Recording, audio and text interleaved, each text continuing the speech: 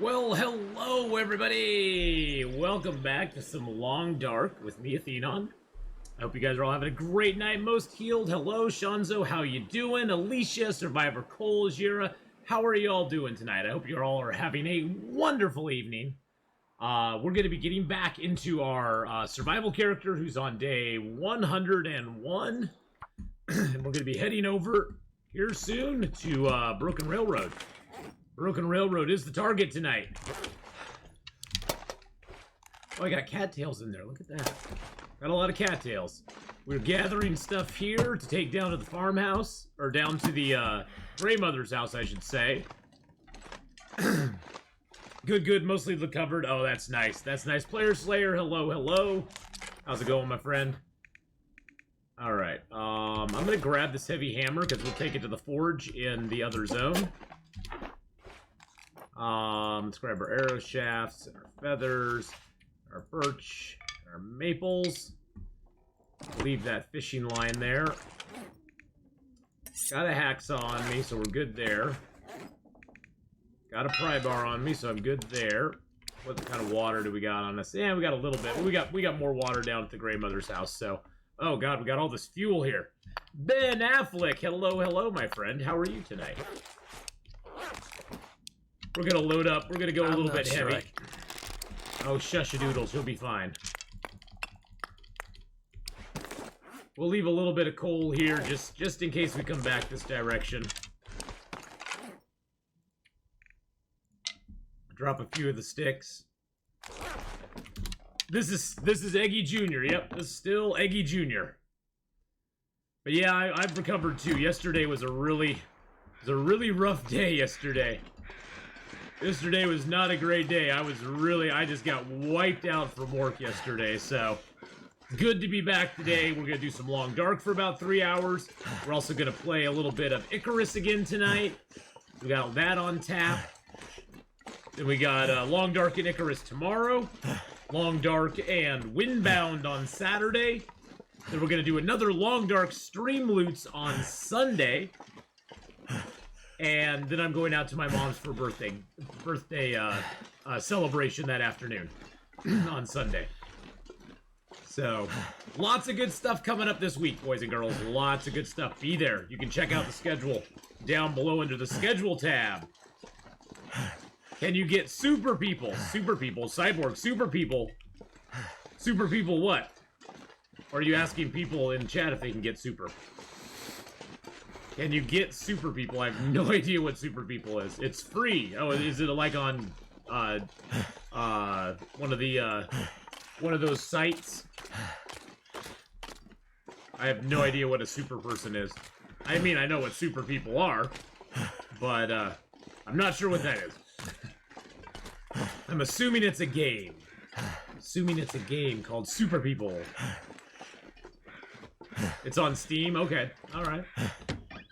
Never heard of it before. I'll have to check it out. Okay, did we already get stuff in here? It looks like we already got stuff in here. Yeah, we took the cloth there, so we're good to go. Super People! I have no idea what Super People is, though. Is it like a, what kind of game is it? Hey, Jake, wait, how you doing? What kind of game is it? Is it a shooter game or an adventure game or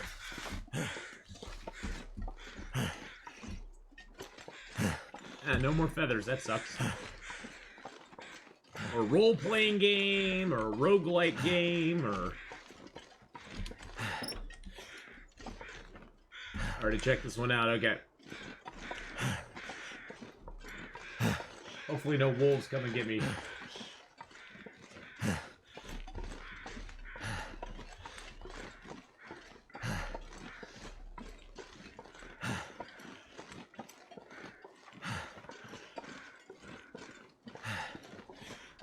The Battle Royale shooter? I'll never get a Battle Royale shooter. No. That I will take a hard pass on. I don't do Battle Royale games. Not in my wheelhouse. I sucketh very hard at battle royales. So no, I'll probably not be getting that one. All I had to see was Battle Royale, and I'm like, nope. I suck very much at Battle Royale games. So we probably will pass on that one. Well, there's lots of crows around here. 'Cause I've killed a few things. There's another wolf corpse right there. Thank you for the posture check, too. I appreciate that. Gotta keep the back straight, cat child. Gotta do it. Gotta do it. We are really Something tired. is sapping my energy. Well, it's because we're getting tired, buddy. It'll be okay, though. We're gonna make it to the house here. And then we gotta figure out what we're taking out of this zone. The only sucky thing about getting out of Milton is that generally you have too much stuff. And you have to climb ropes one way or the other to get in and out of Milton. So that's one of the sucky parts about Milton, is having to climb those ropes. You know what we should do? Let's go in and drop off a little bit of stuff. And then we're gonna go out and we're gonna harvest a wolf and get some foods. Get some foods.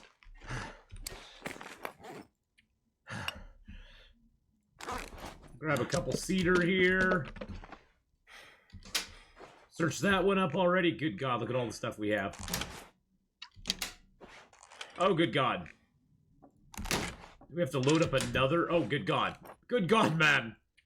Okay, we have a few things and stuff. That's 12 birch, 7 maple, a lot of guts, a whole bunch of feathers. We have a few things, my friends. A few things and stuff. I'm gonna leave that in there too. Leave the heavy hammer in there. Got my backup bow all ready to go. Leave the flare in there. All right. Let's go out and cook a little wolfy boy. We need a little bit of feud. A little bit of feud. Oh, is there another wolf corpse over here? Oh, there's 2 wolf corpses over here. Oh, nice. We can build a fire right between them. Things. And stuff. And we get a Maglins fire started. Yeah. Love it when the Maglins works.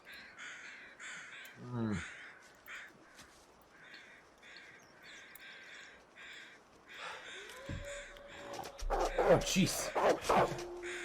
There was a wolf, but it wasn't a wolf. Thank you for the ducky hug as well there, my friend. Appreciate that. Alright, there we go. Got the fire going.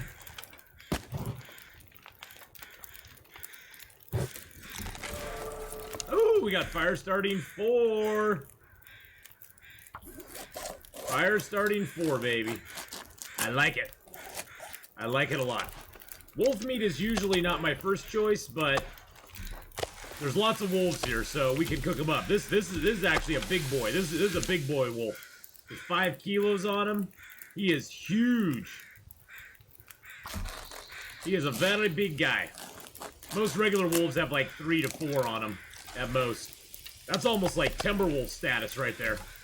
Yeah, see, like this guy has 4 kilos on him.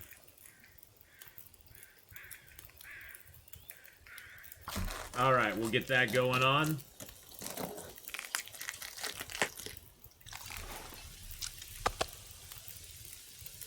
It's got 14 minutes till they're done. Forgot how quick we harvest stuff now. Now that we have carcass harvesting 5, we take out corpses really quick. Oh, look at that, we got some food. And we have cooking 5, so all of this is edible for us.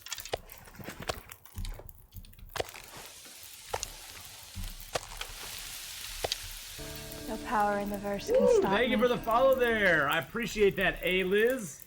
How are you doing tonight? Hope you're having a good one.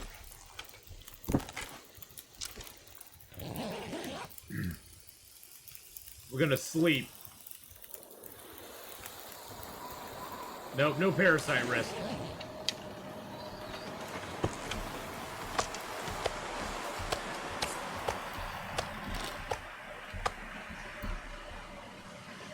No parasite risk for us. We'll finish up the meat inside.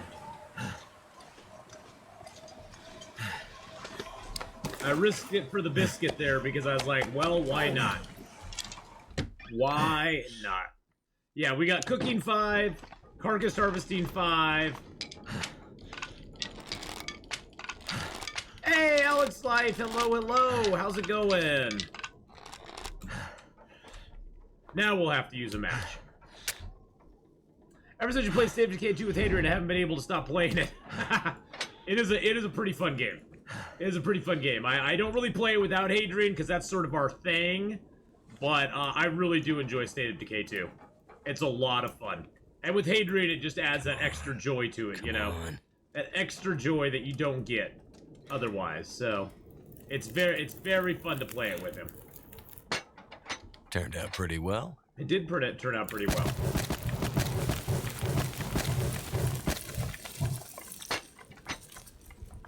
That's my fire starting torch. Let's grab these cans. Put down our pots.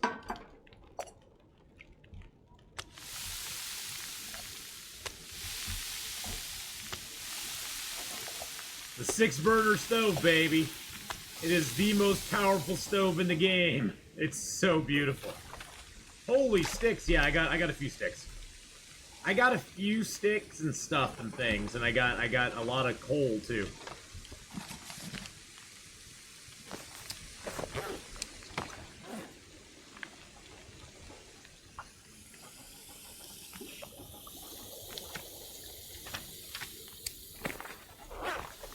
Oh, my water boiled off. I forgot. I have cooking 5. I can't do things for an hour and have water not boil off.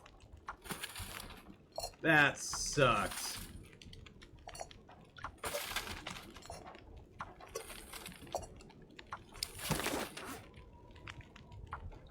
I'm feeling so drained. Oh, we're tired now. Cassadar! How you doing, Cassadar? Hello, hello.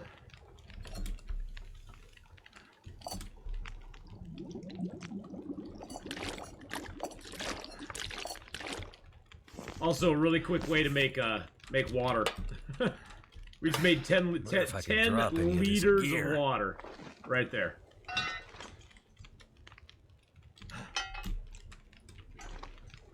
Because why not? You never, ever, ever, ever, ever, ever, ever, ever, ever regret having too much water. Hey, Weeboo! How you doing? Hello, hello.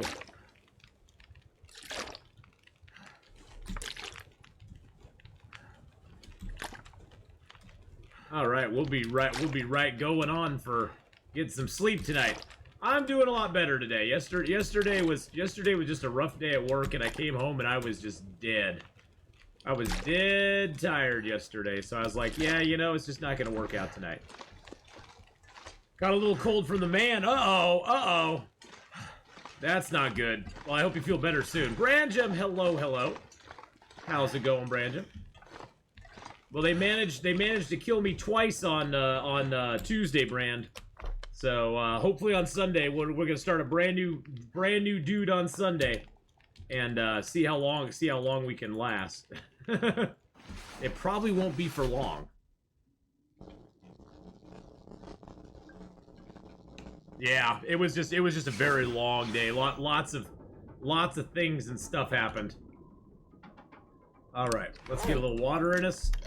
I want to finish that mending book before we go, because that should give us mending 4. Which mending 4 is like what you aim for. Because once you get to mending 4, you have a 100% chance of repairing clothing. You don't have any fails anymore, so.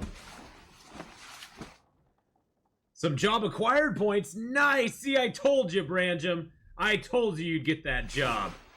So happy for you, buddy. That's awesome. That is awesome. See that you got it. Job acquired. Success has been had.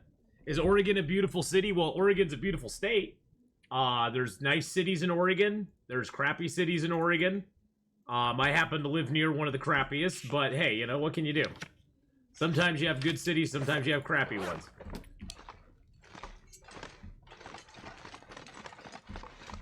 That didn't get us to mending 4, huh? We're still a little ways away. Still a little ways away. But congrats. That is great news. Alright, let's drop that book.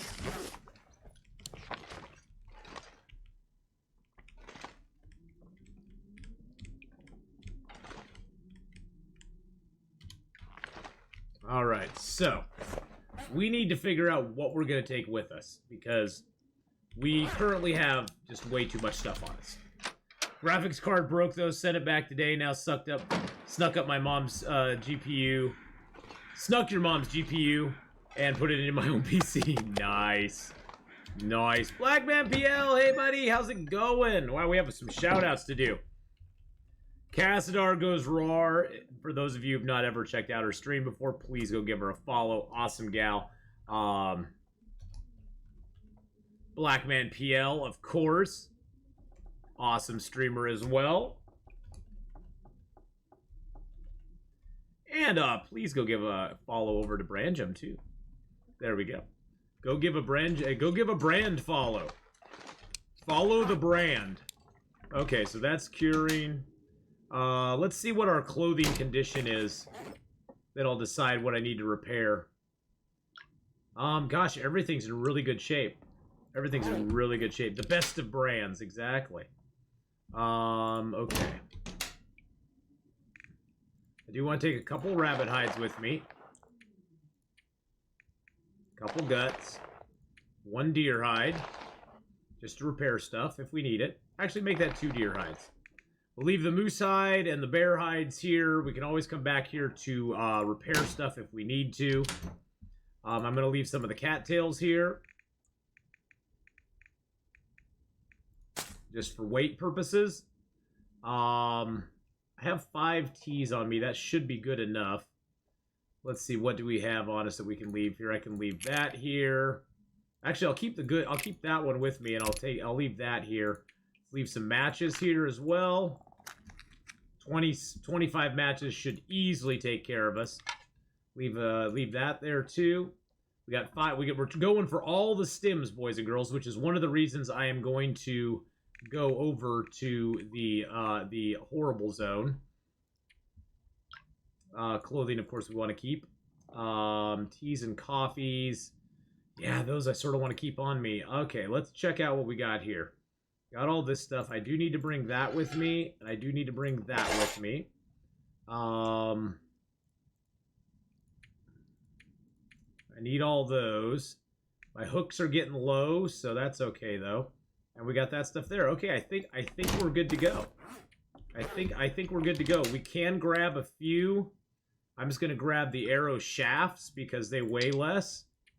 I'm gonna grab a few feathers here, like maybe 21 feathers. I'm gonna grab a single solitary birch to bring along. Let's check what's in here. It's just that's all hides and guts in there. And we got some teas in here. We got some books, some teas. We got some cattails in there as well. I think I'm gonna grab that pot. Oops, did I not grab the pot? Let's grab a little bit of cloth and just repair up our clothing real quick. There we go. Do you have any advice for beginners in the long dark? My biggest piece of advice I give you is don't push yourself too much. If you're having a hard time playing, say on Stalker or Interloper, go back down to a lower difficulty level and get used to the maps. Map knowledge is the biggest key that you're going to have in this game to success. You're going to want to learn the maps. And there's now 12 major zones to learn. You don't have to learn them all, but it's a good idea to have a basic working understanding of them all before you dip into the higher level stuff. You also, yeah, you do want to have a basic understanding of the game, so I would definitely recommend playing the story mode, plowing through that. Play a little bit of the challenges if you want to. The Nomad challenge is a good one for learning some maps on. There's the Whiteout challenge is pretty good too, I think, because you get to learn Coastal Highway real well, which is one of the best zones in the game. And then from there, I'd say play on Pilgrim or Voyager and learn the maps. Learn the maps. The map knowledge is going to be your biggest key to success. There's tips and tricks and stuff like that that you can come up with, that you can discover as you play and as you watch other streamers. And I definitely would recommend watching streamers, not just me, but other streamers as well. because a lot of them can give you good game knowledge that you're not going to pick up from the game itself, because the game kind of throws you in the deep end and lets you sink or float. So I would definitely recommend watching myself, watching other streamers, asking questions, picking up good ideas from them on how, what you should do, and watch how they play, because every streamer out there has a little bit different take on how to play the game. My take on how to play the game is completely different than, say, One and Only's, is completely different than Kimiota's, is completely different than Dead Like Me, or, anybody. So, I would say watching how other people play can really, really benefit you. Well, no, I'm saying all streamers. There's the game style for the game is very loose. You can have a lot of success not playing like how I play. You can have a lot of success using some of the tips and tricks that I give you, and what other streamers give you, and you just got to pick through those and figure out what works for you, because that's the real joy of this game, is that there's really no right or wrong way to play it other than not to play it, and if you find that really Stalker and Interloper aren't for you, they aren't for you. A fellow streamer of mine, Endgame Blues, he loves the Long Dark, but he only plays it on Voyager, because he just likes to explore. He doesn't want to have to face wolves at every turn. He doesn't want to have to face the really super cold temperatures. He just wants to explore and have fun and discover things in the game. And there's also custom settings for the game. So if you're finding Stalkers too easy, but Interlopers too hard, you could start with like a Stalker custom game, and then up some of the difficulty parts. Maybe make loot less available, or make the temperatures a little less or something. But yeah, I mean, and that's the thing too, is that this community is really, really great. And so by watching other streamers, you'll learn about other streamers that stream it as well. Watch YouTube videos. Hadrian's Against All Odds challenges that he does on YouTube are really good to watch. They're a little out of date, since there's been a lot of stuff that has been released in the last year or so since he stopped playing and uploading stuff to YouTube, but they're still a lot of fun to watch. So yeah, I mean, it really... Where is he? Oh, he's over there. Yeah, you can use the spoiler maps, you can use the loot tables.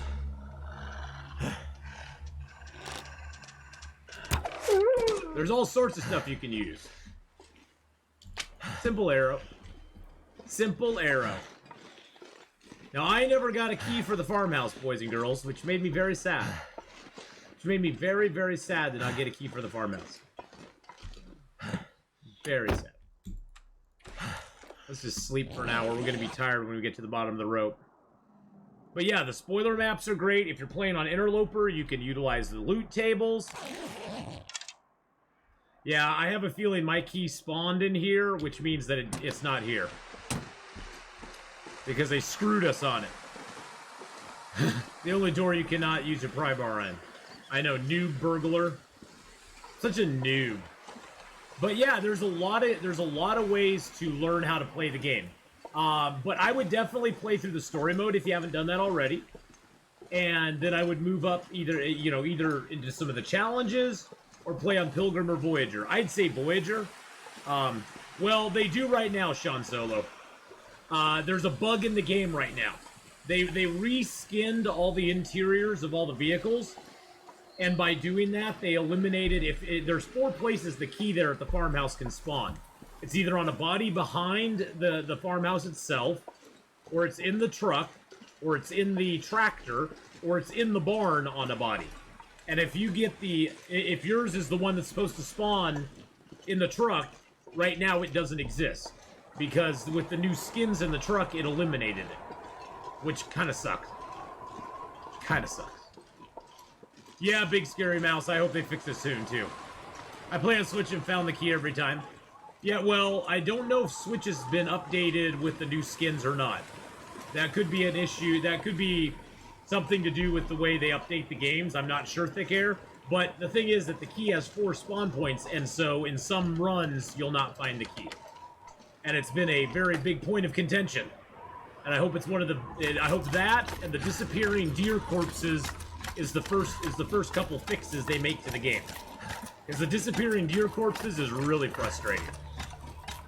That's really annoying. So, hopefully, you know, they're working. I'm confident they're working on stuff right now. And when they put out their first hot fix patch or whatever they call it, there'll be a bunch of good fixes for us. So, but yeah, the farm key bug is very annoying. The sun's setting. It's gonna get a lot colder soon. Yeah, it is. It is. We're just gonna sleep in here for a little bit. We're just gonna take a little snoozy poos. I did grab the heavy hammer, right? Yes, I did. Good. Is there any way to avoid the disappearing deer thing? Just harvest it all at once? Well, it's not even so much that it's disappearing once you've killed it, William. The problem is that the placed corpses, the ravaged deer corpses, are like decaying and disappearing before you even get to them. That's the problem. Is they're just gone. They're just disappearing and gone before you can even get to them. So you know, you'll notice me a lot saying, "Wow, there usually is a deer corpse here." And it's an issue with the programming. Those are supposed to decay very, very, very, very, very slowly. And it used to be they never decayed until you touched them. Until you actually interacted with them to take a piece of meat or to take a gut. They never decayed before. And now they're decaying like super rapidly. I'll probably not... I would be very surprised if I find any more of them on this run. Very surprised if I find any more on this run. I'm going to give you guys night vision because it's a little bit dark in here. A wee bit dark.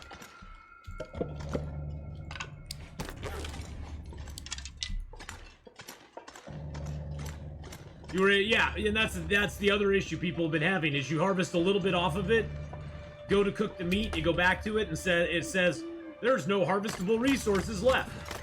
So that's another issue as well. That's all in the same vein, though.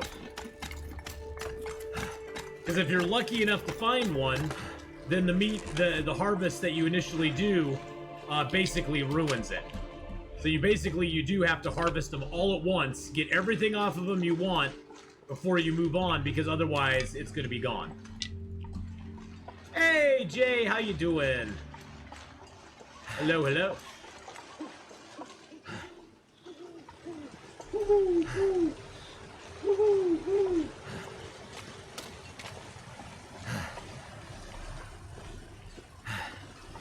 Stick. Cattails. I didn't bring any food with me because I'm not really concerned about it at this point. We have enough cattails between here and Broken Railroad to last us forever. Until we get there. I had a deer at the top of the rope climbing the ravine. All I did was collect feathers, went down, and then climbed back, and he was gone. Yeah. Yep. I had that too. The one right at the top of the rope, he was there when I climbed down, and he was gone when I came back up. And I picked up his feathers too. And it kind of sucked. It kind of sucked. Hey, there's a bandage on the floor.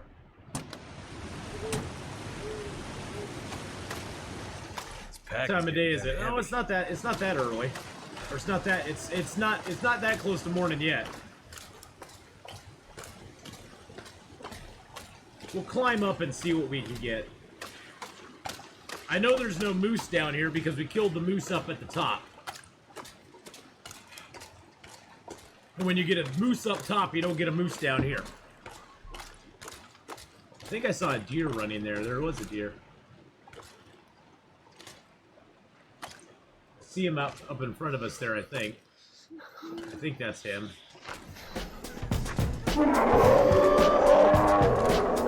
Wow, Dane!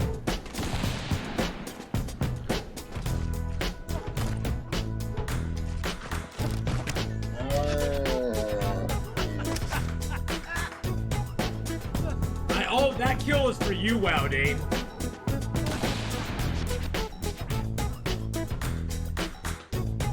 That kill was for you, Wow, Dane. That one was for you. How you doing, Wow Dane? Welcome to the stream. 34 months. 34 months.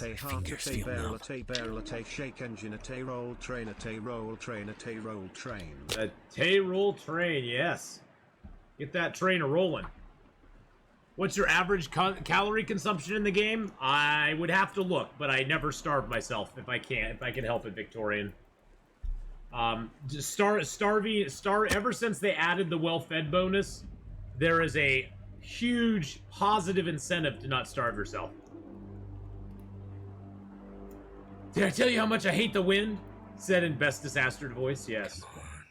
Come on. I'll check my average calorie intake here in a second. Let me get this fire started. I'm gonna say high, probably, I'm gonna say in the 2800s, I would guess.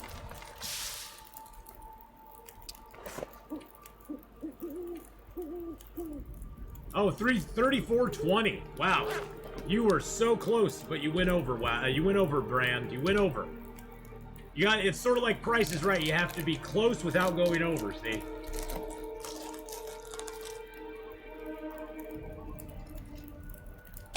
I can always use more food. Can always use more food.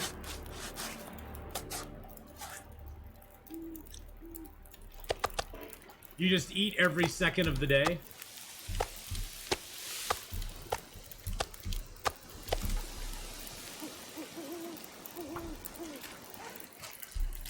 Look to the right column there. I'm gonna have to leave something behind.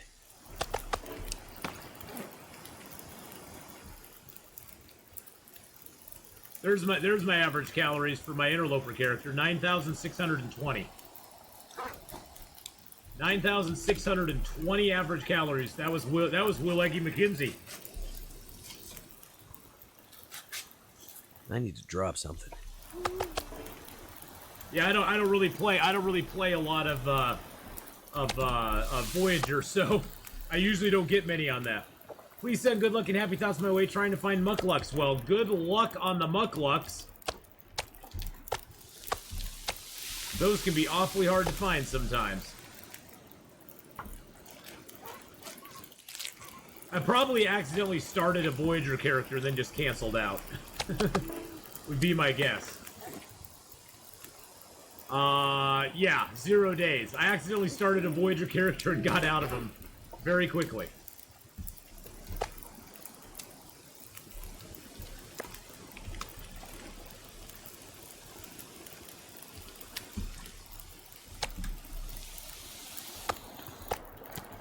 I'm not sure I can carry much more.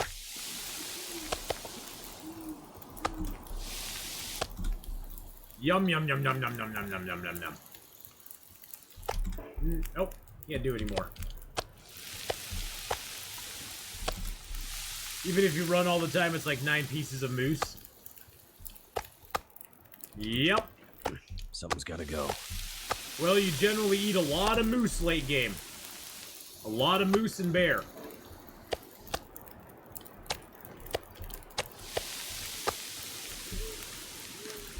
That's generally what you go through a lot. Late game, you're just pretty much living off big animals and deer.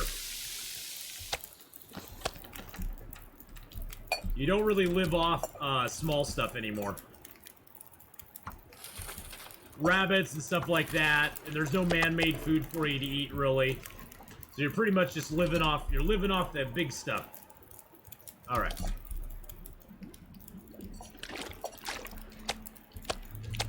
But not on day 1. Well, yeah, not on day 1. But on day 1 or 2 or 3, I'm usually usually on those days I'm living off of usually on the early part of Interloper, I'm usually living off cattails and like a few. new day is God done. dang it, my chair's just bugging me. Cattails and a few pieces of man-made food that I can find. That's usually what you're living off early game. Later in the game, you switch over to food. Yeah, and teas. Yep. Late game, you become the silent apocalypse. Yes, you do. You do become the silent apocalypse late game. You're like, nothing's gonna hold me down now. But we got a lot of good stuff on us now. Got a lot of meat to put in our cave.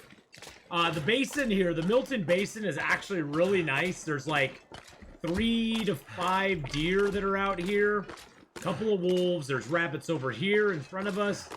There's rabbits over by the broken house. There's rabbits over by the entrance to Forlorn Muskeg. And there's a lot. There's like 3 to 4 rabbits that usually hop around over here. There's 1, 2, 3 that I see right now. So you can get a lot of good hides and stuff down here, as well as guts and meat. And then sometimes the moose spawns down here too. I actually prefer the moose not to spawn down here, because then you have to try to figure out how to get his hide back up to Milton, which usually takes a few climbs. As you climb up, take the hide, go up 2 ropes, come back down, grab some meat, take it up 2 ropes, come back down, grab more meat, and you just keep doing that over and over until you get it up there. Because there's only one bear in Milton itself, and that's the one over by the bridge. So, otherwise, pretty much all you have is wolves and a few deer. And some rabbits, of course. But rabbits don't really become a... They aren't really a staple after the first part of the game. I knew that wolf would be over here. Let's get back to a nice flatty area. There we go.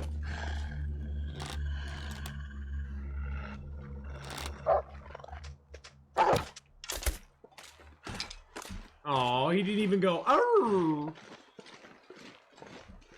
Guess what we get to go into, boys and girls? Secret tree! We get to see secret tree! Hoo-ha-ha! Secret tree! Secret tree! Secret tree! Hoo-ha-ha! Unless there's another wolf right over here.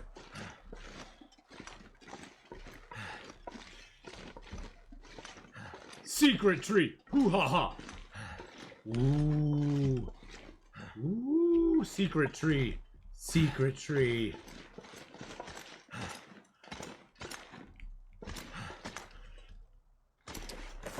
Can't feel my feet. Just FYI, the bot won't let you put links in chat unless you are a sub. So, if you're a sub, you can put links in chat. Otherwise, the bot automatically deletes it, because I've had issues with bad links in chat before. So, just letting you know.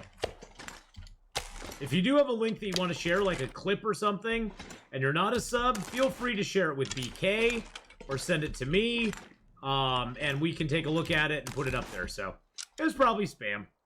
It was probably spam. We get spammed. We get spammed a bunch. It's just how it goes. You get to be a little bigger streamer and you start getting a bunch of spammers in chat. But that's okay. If it wasn't spam, no hard feelings. That's just what the bot does to keep me protected from spammers and putting up bad things in chat. Yeah, I don't know what's going on with the game audio being off. I have not noticed anything myself. And I don't know if it carries over to other games. But yeah, it's so weird. It's so weird.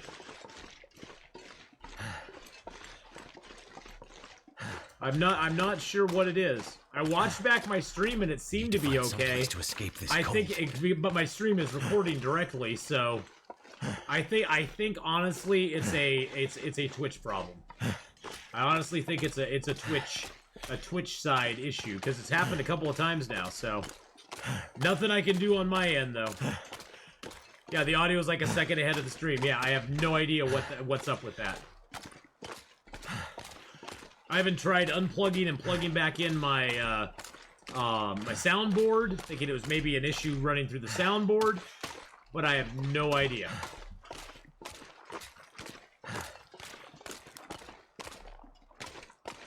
Too cold to think. Oh, was it something bad, BK?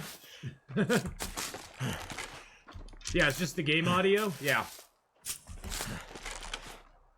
Which I don't know. It might be an issue. Let's see here. Where's my game sounds coming in? Is it this cord here? There it is. Nope, that's not it.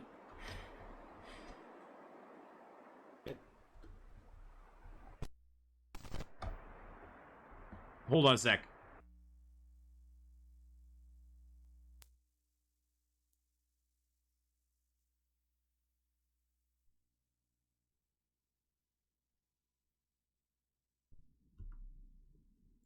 I don't know if that's going to fix it or not, but we'll see.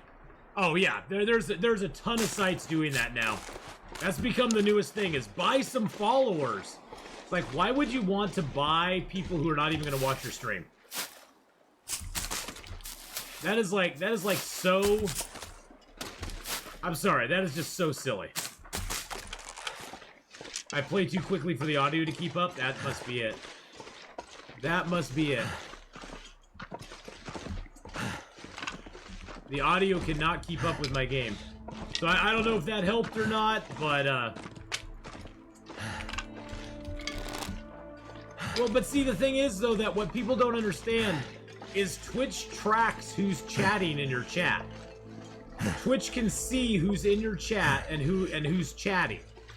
And they know if there's like 300 people in your chat and nobody's chatting, they know that they're bots. They know that they're bots, and people can get banned for that. It's just slightly off. Yeah, I have no idea.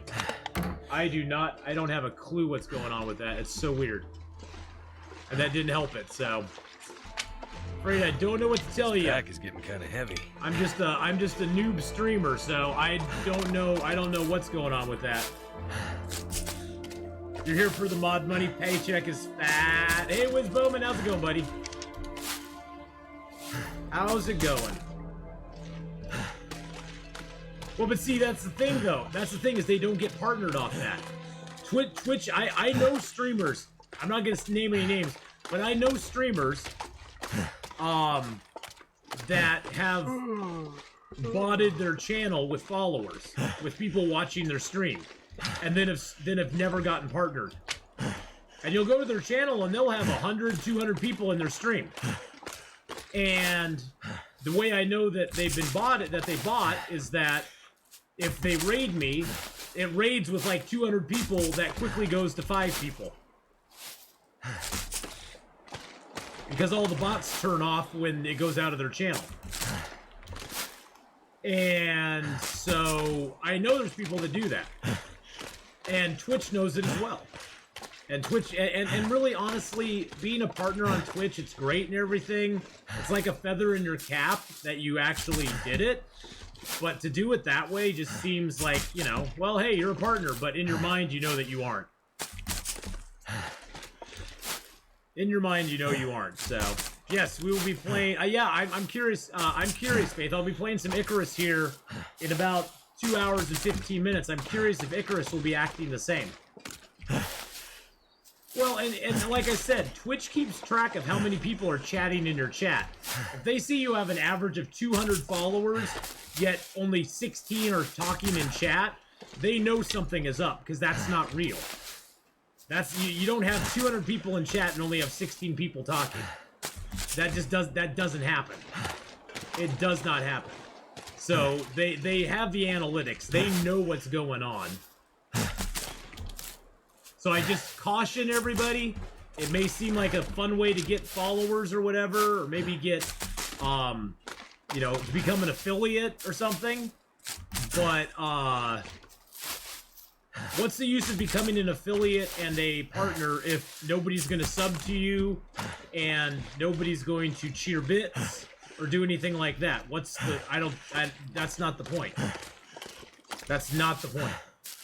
I mean, and I like, you know, and I know that, you know, I actually have like 70 or so people actually in chat right now. Audio seems fine for you. Yeah, I don't know what the deal is. None of this is real. None of it is real, my friends. So I would just caution anybody who's looking to buy followers from a site like that. You can get banned for doing it if you're caught. You can't get banned for it, and it doesn't get you anywhere. It may get you to be an affiliate where you can get subs and bits, but if all those are bots, you think bots are gonna sub to your channel or, you know, cheer bits in your channel? No. I guess if it makes you feel good,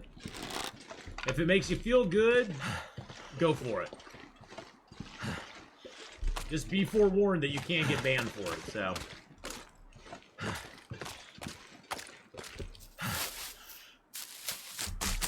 or rather info. It seems you can't reach the northern signal fire in Hush River Valley. The walk on the wall doesn't work anymore. Hinterland put an extra bush there. I have not tried it.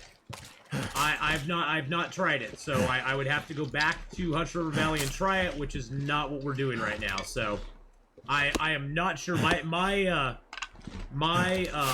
fire was not on that side, so my signal fire wasn't over there, so I never went over there to even look. So I'm not sure. You pay people with nudes, what? But you know, hey, that's the thing. It's like people gotta do what people gotta do, and if they feel like they get a certain amount of clout or a certain amount of excitement out of having all those followers in their channel, good for them, I guess. I think some people think, oh, if I have more followers, that will draw people into my channel because I'll be closer to the top of the list. Which is true. You will probably get random people coming by. You'll get random people coming by. The problem is that if you have 200 people in chat and 3 of them are talking and a new person comes in and says hi and nobody responds because there's only 3 actual live people in your channel that are actually chatting, they'll probably leave. How you doing there, Carbon? How's it going? Or Carbine? Or is it Carbine? Atheenon, I'm meeting up with my long-distance best friend this week. How cool is that? That's really cool, Toasty. Oh, that's awesome. But blackmail gets you to the top of the list, just saying. What?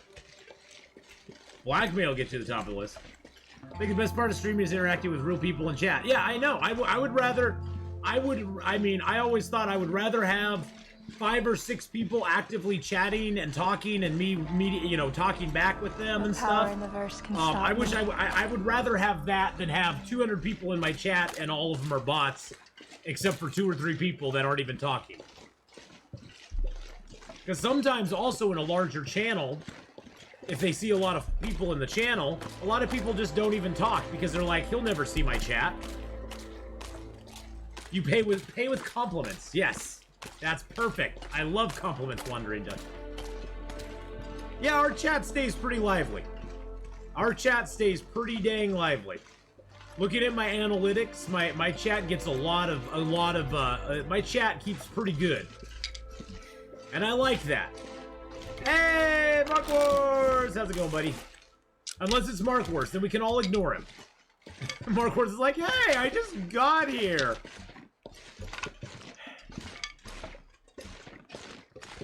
I spend way too much time with my meat. Ladies.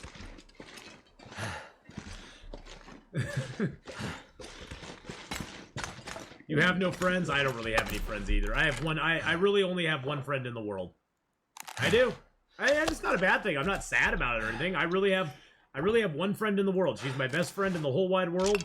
And honestly, I ain't got time for anybody else, so. I ain't got time for any friends. Well, except for Wiz Bowman. Except for Wiz Bowman. He's my friend too.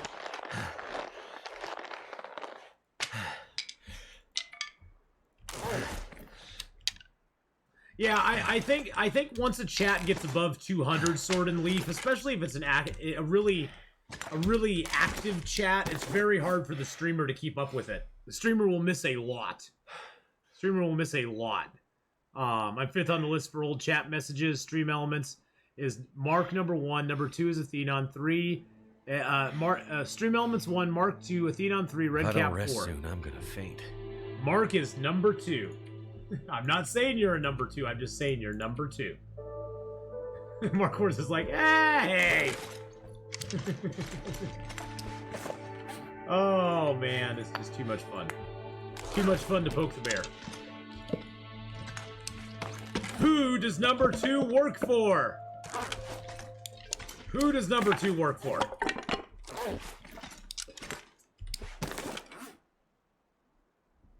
Well, you know, a Victorian chat is very active. What was your last thing? Yeah, right now I don't know about that. I answered that. Unless you had another question. Did you have another question? You can ask a question all the time. Yeah, I don't know about the walk on the wall for that one HRV thing. I thought I answered that. I said I hadn't been over there on this run, and I haven't been over there since they changed anything. So, to my knowledge, it still works, but it's always very hard to do that little walk. But I haven't been over there since they changed it. So since they updated the game, because none of my runs have taken me over to that side. So. But you don't have to leave, Victorian. You can stay all you want. Calories? What calories? Well, what about calories? 9 pieces in a day is impossible? Of what? Moose meat? I don't know. I don't know. I have no idea how the game calculates any of this. I don't have any idea how the game calculates calories spent, calories, all that sort of stuff. I have no idea how the game does that. The calories is still the misters then? Yeah, the northern signal fire. I answered that one. Yeah, I don't know about an extra bush because I haven't been there in a while. So, yeah, I have not been to that one. I don't know about the calories though. The calories, I don't know how they calculate what your average calories is. I mean, I assume they look at all the calories you've ever eaten, and just divide it by the days. But I honestly am not 100% sure. It might just be a bug. I won't be taking this character ever back to Hush River Valley, so we'll never know. I mean, I may take him back at some point, but we got a lot of stuff still to do. If I ever start a run in Hush River Valley, though, we'll definitely give it a shot and see if we can get over there. As the last time I was there, it worked, but that was a while ago. So that was a while ago. So they could have very well changed it. They can change stuff at any time.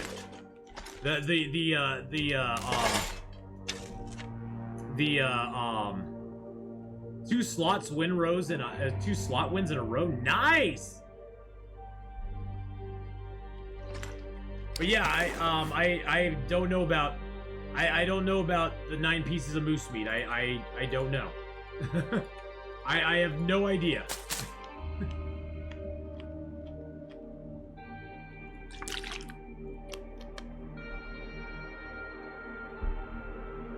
Oh, okay. Oh, okay. I was yeah. I don't know about the calories. That is a mystery. It's a mystery. I mean, this game so far, it says I've eaten what? Oh, it doesn't tell you how much you've eaten. It just says how many you've expended and how many you've eaten per day. Fish consumed, meat consumed. It doesn't tell you how much man-made stuff you consume, though.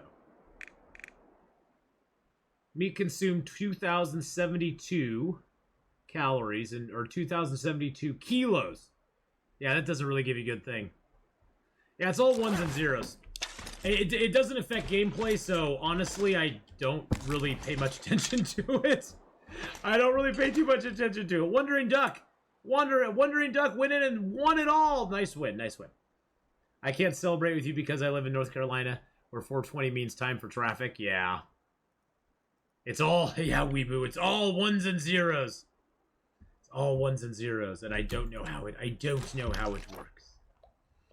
I wish I did, but I don't. All right, let's just get a couple hours of sleep. Let's get like 4 hours of sleep, and we're gonna get up. We're gonna go down into Forlorn Muskeg. Unless the storm starts. It sounds like a storm might start. No, okay, it doesn't. Okay.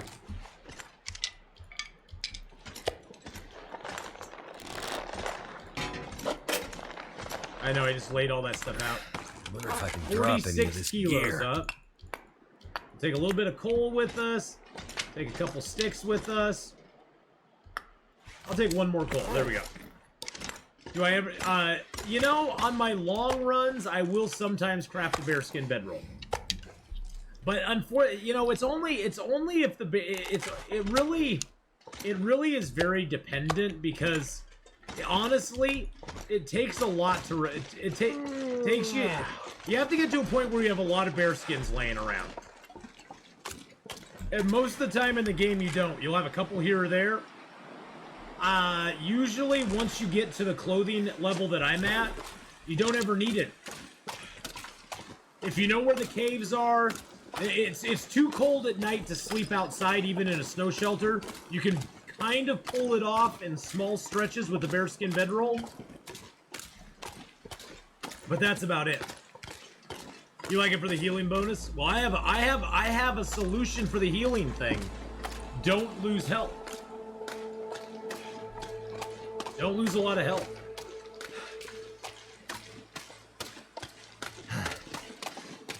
Sword and Leaf is like a-hole. Busy chat hype. Oh, I love you guys though. So yeah, Victoria, never. I just missed that first part of it. I just missed the first part of that question. So yes, don't lose health. It's just, it also weighs 3 times as much as the bedroll. Takes a bearskin to fix, which usually you don't walk around with the bearskin on you. So you have to plan where you're gonna go. Like, oh, I know I have a bearskin in Coastal Highway at the garage. I'm gonna go there to repair it if I need to. Or, oh, I know I have 2 bearskins up in Milton. I'll go there and repair it. See, I never have health to lose, so checkmate. There you go. I would die 1,000 times over if I talk too much this chat. Not too shabby, that's all right. Don't worry about it. I would be an awesome doctor. Yeah, you know, I would be a great doctor. You know, you want to stay healthy, just don't get sick. Come on. Stop being a noob. Just don't get sick.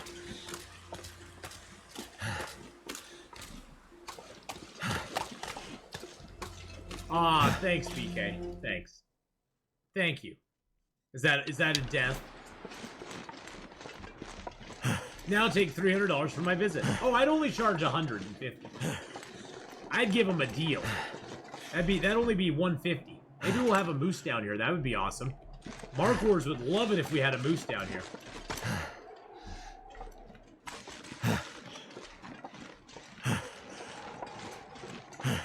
Because then he'd be here for the harvest. I don't see a moose, though. Nope. We will get our stem, though. There's our stem. That's stem number 6. Stem number 6. Half price, I know. Hey, I will give you a deal. I will give you a deal on it.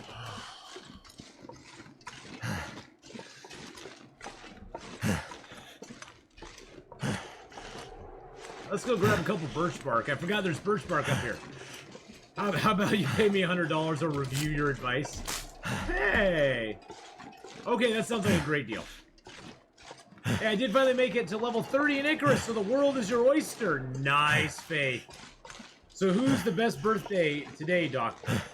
Who is the best birthday today? I'm confused. You're only here for the harvest? I don't know. I don't know what that means.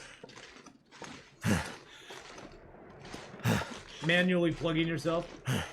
What are the hacksaw spawns for Forlorn Muskeg, and is there a hammer spawn at all? An interloper? You get a hacksaw sometimes in the cave. That's over... Oh, I don't have a map. You can sometimes get a hacksaw in the cave that's right behind where the bear spawns, just up from the train wreck. Sometimes you get a hacksaw at the actual forge. Let's see, where else is a hacksaw spawn? I think those are the 2 spots. Let's check the loot tables. Hacksaw and Forlorn Muskeg, cave north of Poacher's Camp on table 1. Bunkhouse. The bunkhouse is near Spence's homestead. The High Blind and the Old Spence homestead workbench. So you're guaranteed a hacksaw. You're guaranteed a hacksaw in Forlorn Muskeg, no matter what. Nocturnal Druid, how you doing, buddy? Speaking of doctors, today's Tom Baker's birthday. What? It is? Oh, crap. Look what I have on, too! I have a Tom Baker t-shirt on! What? What? That was totally unplanned. Tom Baker? Oh, you shush. You troll. The greatest doctor ever. Where does one go to find them? No, they aren't on a Reddit. You just have to go right there. Type loot into chat anytime. Close my eyes. Those were created by one of my viewers and given to me by them. And we got a cabin fever wrist. Lovely. Lovely, lovely, lovely. You're hanging in there? Oh, good. Good, good, good. Yeah, the loot tables are not anywhere on... Well, they're... I think somebody has linked them on somewhere. I think maybe on the Steam, maybe on a Steam page somewhere they got linked. But, you can always come here and just type !loot and they're right there. You can just hit !loot and they're right there. What happened to my activity feed?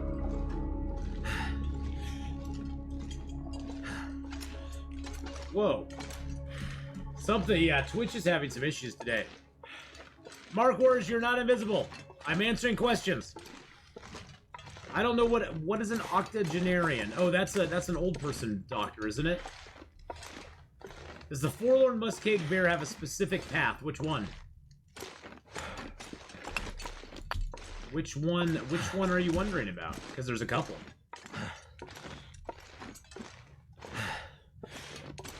Which one?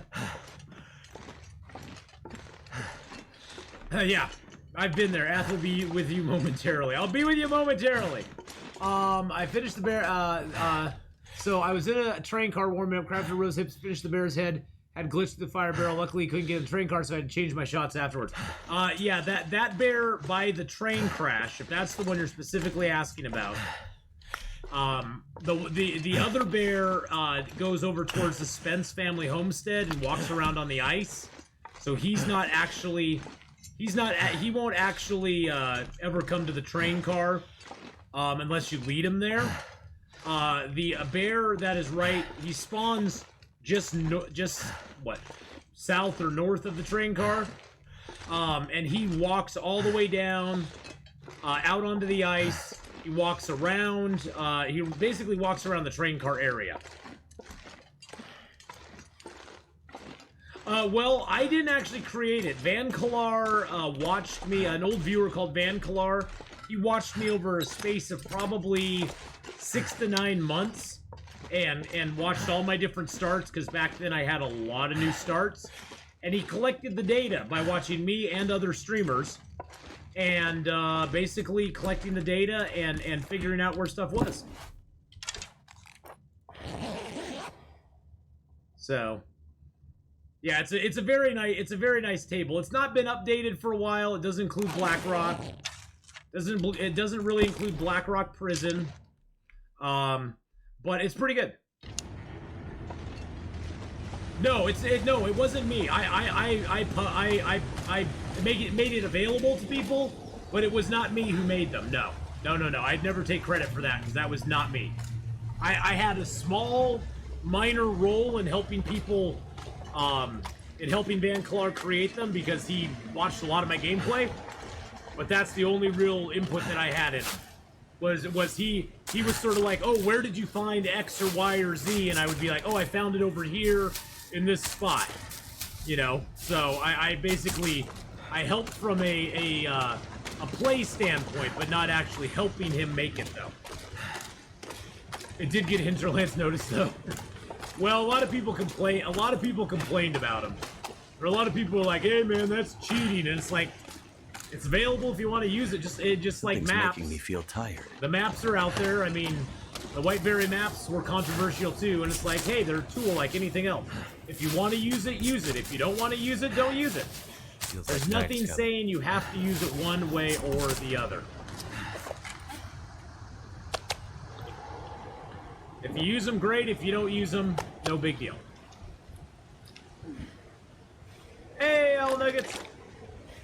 I've seen the bear attack through the train car. Yeah, if you're standing too close to the side of the train car, Nocturnal Druid, just like if you're too close to the side of a fishing hut, the game actually registers your body outside and allows the bear to attack you. So you want to be careful of that. You want to be sort of centered and not towards any of the walls, because the bear can, and wolves can get you through those structures. Yeah, exactly. That's what I've always said, BK. It's not cheating. It's a tool like anything else. You can use it or not use it, and that's your choice.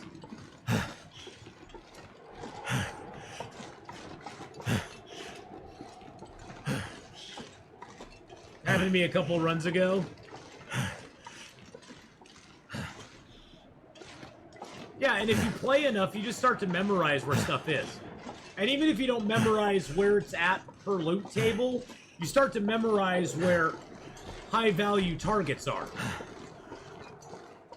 You memorize where, you know, okay, bedrolls spawn in Pleasant Valley, in the Mystic River Picnic Area cave, and the cave up right above the crossroads. I'm going to check both of those places for a bedroll. You know, you just kind of get used to that sort of stuff. I know that if there's a body over here, there's a chance that a fire striker can spawn by it. Nope, no body, no fire striker.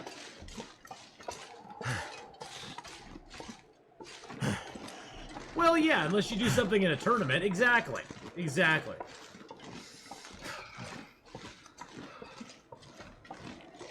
Now, sometimes there'll be a can opener or a something up here. Nope, just a blue flare. Now, early in the game, you can sometimes get a hat up here, too, which is kind of nice. Could end up being we got the can opener! That's a pretty common spawn up here. It's not always up here, but it's pretty common.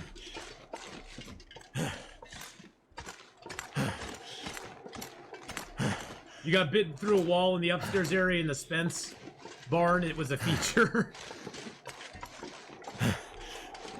Oh yeah, if I actually once built a fire behind one of the crates in Timberwolf Mountain because I wanted it sheltered from the wind, and the wolf got close enough, and you have to also understand, if a wolf or a bear gets close enough to you, it triggers what I sort of call an auto attack, where it doesn't matter at that point that if you have a torch or a flare or anything like that.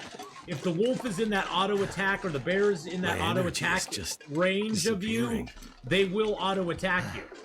So you got to make sure you got a nice clear view of either the fire or the flare or the torch, because there is a risk that if you build a fire behind a wall and the bear approaches you on the opposite side of that wall, that by the time he sees the fire, he's already auto attacking, and when he hits that auto attack, the fire does nothing to him. It doesn't make him afraid or anything.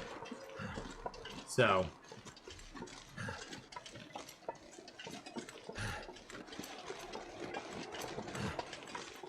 So you just got to be very wary of that.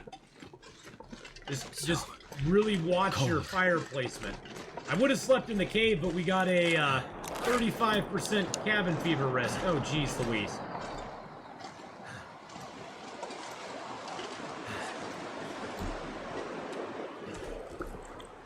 Oh, good lord. Good God, man.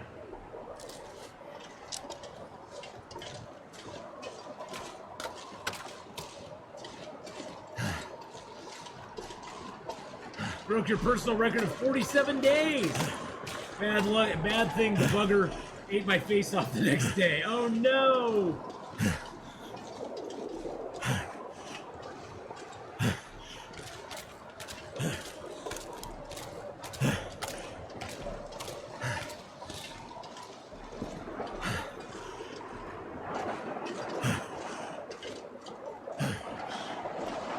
Am I going to loot Broken Railroad? Yes.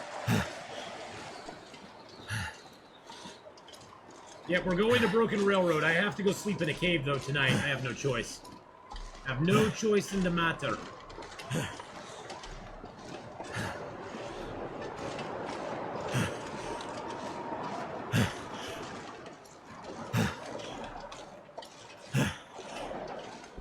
I just need to get up to this cave first. I hope I haven't missed it altogether in the blizzard. Wouldn't surprise me. Wouldn't surprise me in the least. I think it's over this direction, but I'm not 100% sure.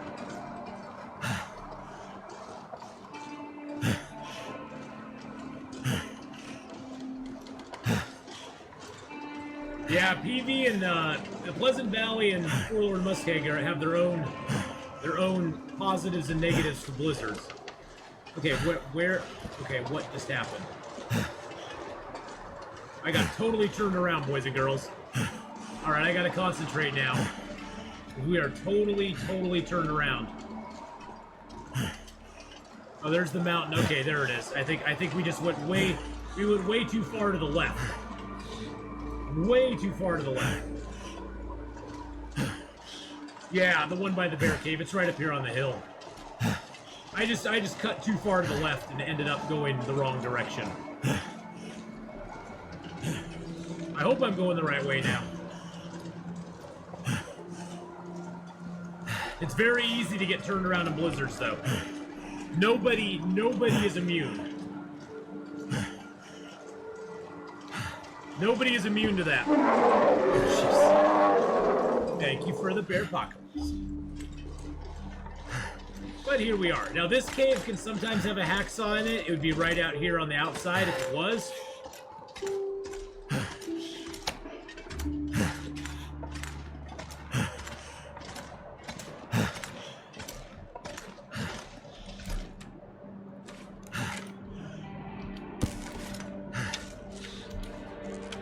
Spawn, oh yeah, that is a great spawn point, Weeboo. Pleasant Valley is one of my favorite zones to spawn in. That and Timberwolf Mountain, and Hush River Valley. I like them all. But that's really nice, yeah. If you spawn near that plane crash, you can pick up some great loot. Great loot. Alright. Did we get rid of cabin fever yet? We did. Good. 104 days, my friends. 104 days. I'm gonna eat that piece of meat because I just hate carrying. I have a lot of cattails and I hate carrying around the meat. It just causes a lot of problems you don't need. Looks like I made it through another night. We did make it through another night. You know what I'm gonna drink right now? Actually, let's craft up our birch barks that we can craft up. Yeah. It probably is the best spawn loot. Yep. It really, truly is. It's a really nice place to spawn with all the good stuff that's around it. Because you also got Skeeter's Ridge there. You got the Prepper's Cache. You can go check Mystic River Picnic Area and see if you get a bedroll spawn. So it's a really nice place to spawn. I actually personally prefer spawning in Timberwolf Mountain, clearing out the Mountaineer's Hut, and then dropping into Pleasant Valley. That's, I would prefer that, because then I get the matches in Mountaineer's Hut. I get the loot there, which usually includes a couple pieces of clothing, firewood, and that sort of stuff, and you get the cattails around, the Crystal Lake. And then once you drop into Pleasant Valley, you can loot up all those places and not really worry about food for a few minutes because you have all the cattails. That's the only downside to the Pleasant Valley spawn, is there are cattails in Pleasant Valley. They're just very spread out. They aren't very condensed in one area. Where in Timberwolf Mountain you have that whole lake that has a big patch out there by the fishing hut and then a big patch over on the little arm that goes sort of, if you're going out of the Pleasant Valley Mountaineer's Hut and you go to the left, there's that little arm of the river that goes over there. You get no random Prepper's Caches in Interloper, no. You get the one Prepper's Cache right below the rope, and that's it. Yeah, Pleasant Valley used to be Farmhouse, Signal Hill, Barn, and Lee. And now it's more like Plane Crash, Skeeter's Ridge, Draft Dodger's Cabin. You got the Community Hall, which honestly, I usually skip the Community Hall. It doesn't have that much great loot in it. It has a few pieces of loot. There's no guaranteed loot in it. You can sometimes find a pry bar nearby, But basically, in my opinion, they took all the loot that you used to be able to get in the store, as well as the one house that would spawn there at the crossroads. You get all the loot from those scattered throughout that entire place. So you have to search around a lot more to get the same amount of loot. And the loot there is usually some food, maybe a piece of clothing. Nothing to really write home about, though. So for me in Pleasant Valley, I love to hit the Plane Crash, Skeeter's Ridge, Draft Dodgers, Farmhouse, Signal Hill, the barn, and then pretty much get the heck out. It does have a nice stove. That's about the only good thing about it. Milkshake! How you doing, buddy? Hello, hello. Hey, at least the temperatures are good for this time of day. It's only -8. Wandering Duck with a tier 1 Subaru. Thank you, Wandering Duck, for that tier 1 sub. I appreciate that very much. First time sub will give out double points. Going out to 92 and then 94. But thank you, Wandering Duck. Really? Seriously, dude? You even have the crampons, and you're gonna get yourself a sprained ankle? What a goober. What a goober.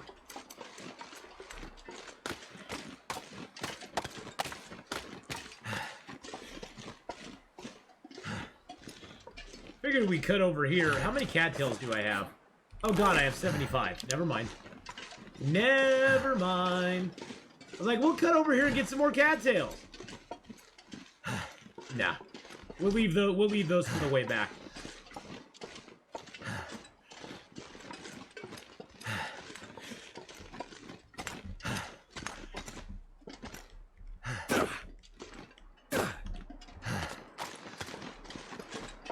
Legend! Hello, hello.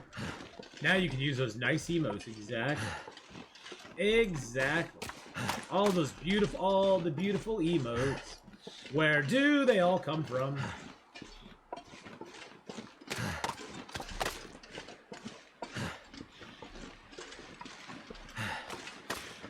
Not seen any wolves, which is weird. We do have a lot of emotes, and all of them are a little different. There's some of them that work well together. A lot of them are different, though. We have a lot of different ones. But how you doing today, Legend? I hope you're having a great day. I will pick up these because they're on this side of the river. And we may not come back this way. We may cut straight through to Mystery Lake once we come back.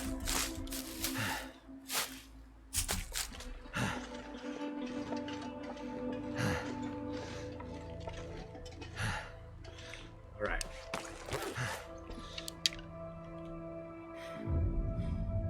I wonder if we can make it. I'm wondering if we can make that, because it's going to be thin ice out there. I just don't know how long it's going to be before thin ice. Can't feel my hands. 2, 3, 4. Oh, I could have made it without crampons. Really, I was enjoying that music. Hold on just a second, buddy. I'm picking up these cattails. Hold on. I'm almost done.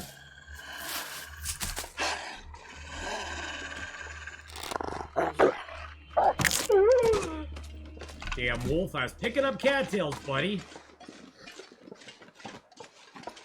Jeez Louise, how rude. How rude, right in the middle of a good cattail picking. He just had no respect. I get no respect, you see?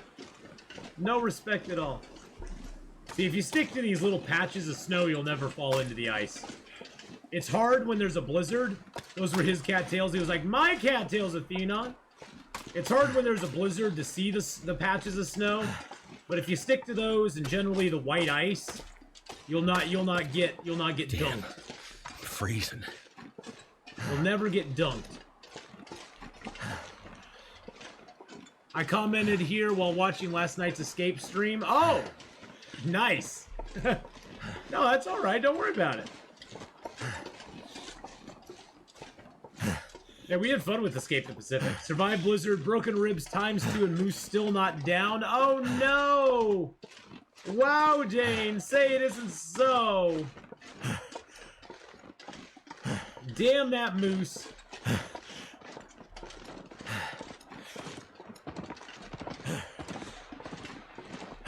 They might be running from a wolf over here. We'll stay up high. Sometimes there'll be birch and maple over here, that's why I'm checking. Don't want to miss it if there is. Sometimes there's a snow shelter over in this little stand of trees in front of us. Doesn't look like it's there today. But it does spawn here every once in a while with a little campfire and stuff that's around it.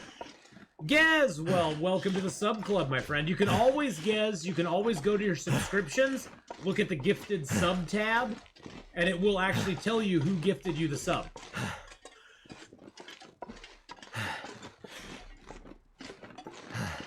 Oh, look, there's a maple over here. There's a maple today. Not what I was looking for exactly, but hey, we'll take it anyway. What's our weight looking like? Oh, we're good. We're good. We have a little more weight we can spare.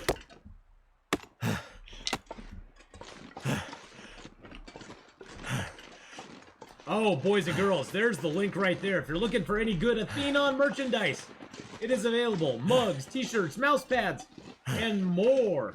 Go check it out. There's hoodies there, zip-up hoodies, regular hoodies, Unibobber hoodies. Nah, there's not really a Unibobber hoodie, but not really that, but go check it out. Oh, see, there's pictures of it right up there, as a matter of fact. Gotta plug the merchandise. I'm always told I don't plug stuff enough. I gotta learn to plug more. Oh, and you know what? I don't know if we just hit it or not, but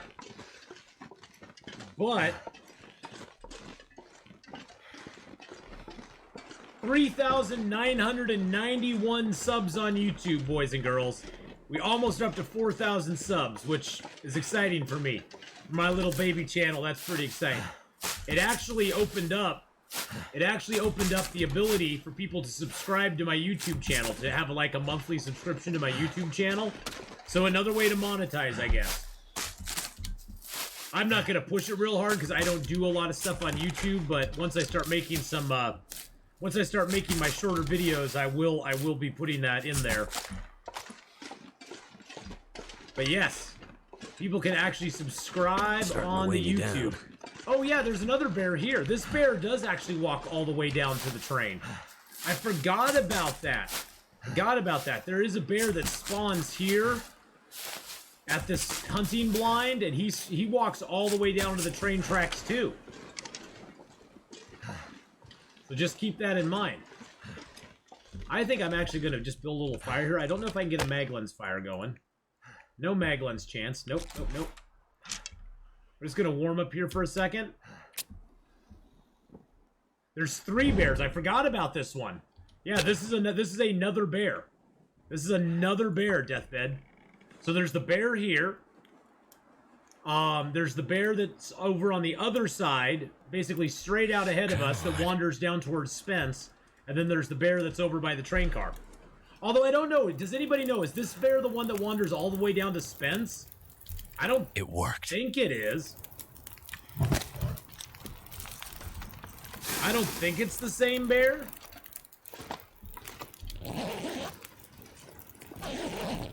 But yeah, I totally forgot about this bear here. I wish you could build a fire up here.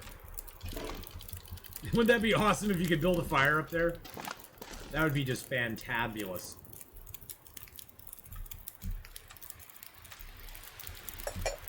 Oh, sounds like a wind's coming up. That's not good.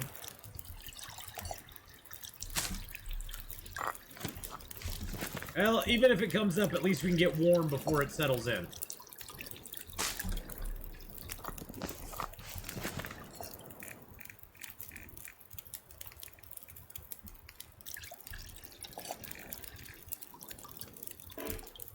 Oh, I have no more water.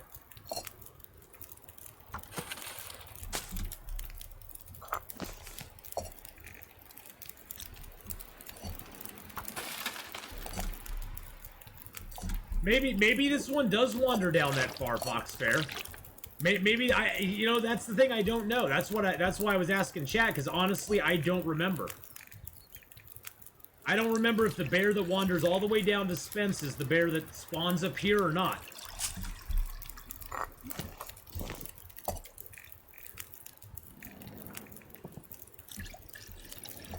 I wish I could honestly tell you, but I don't know.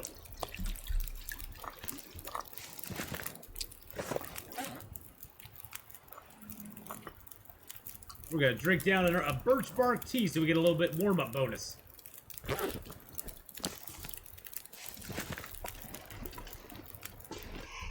Let's go. It walks so long to close to the low blind. Okay, so it does walk all the way down there. Because I see him sometimes out over there. I see him sometimes all the way over by the Spence family homestead. So that he takes a long trek then. That bear walks a lot. That's a long walking bear right there. So I guess there's only two. Thank you. I appreciate that. I will never claim to be the all-knowing in this game. There's stuff that I'm still scratching my head about, too. But yeah, we're at 3,991 subs on YouTube right now. Almost at the 4,000 mark. And they just let me set up subscriptions on YouTube as well.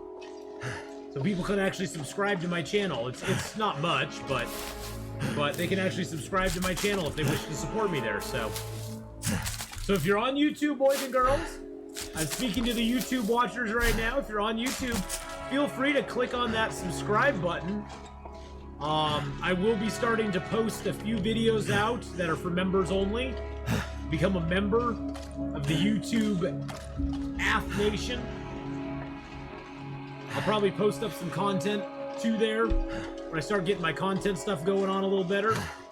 Post some exclusive stuff up that you can watch before it's available to the general public on YouTube.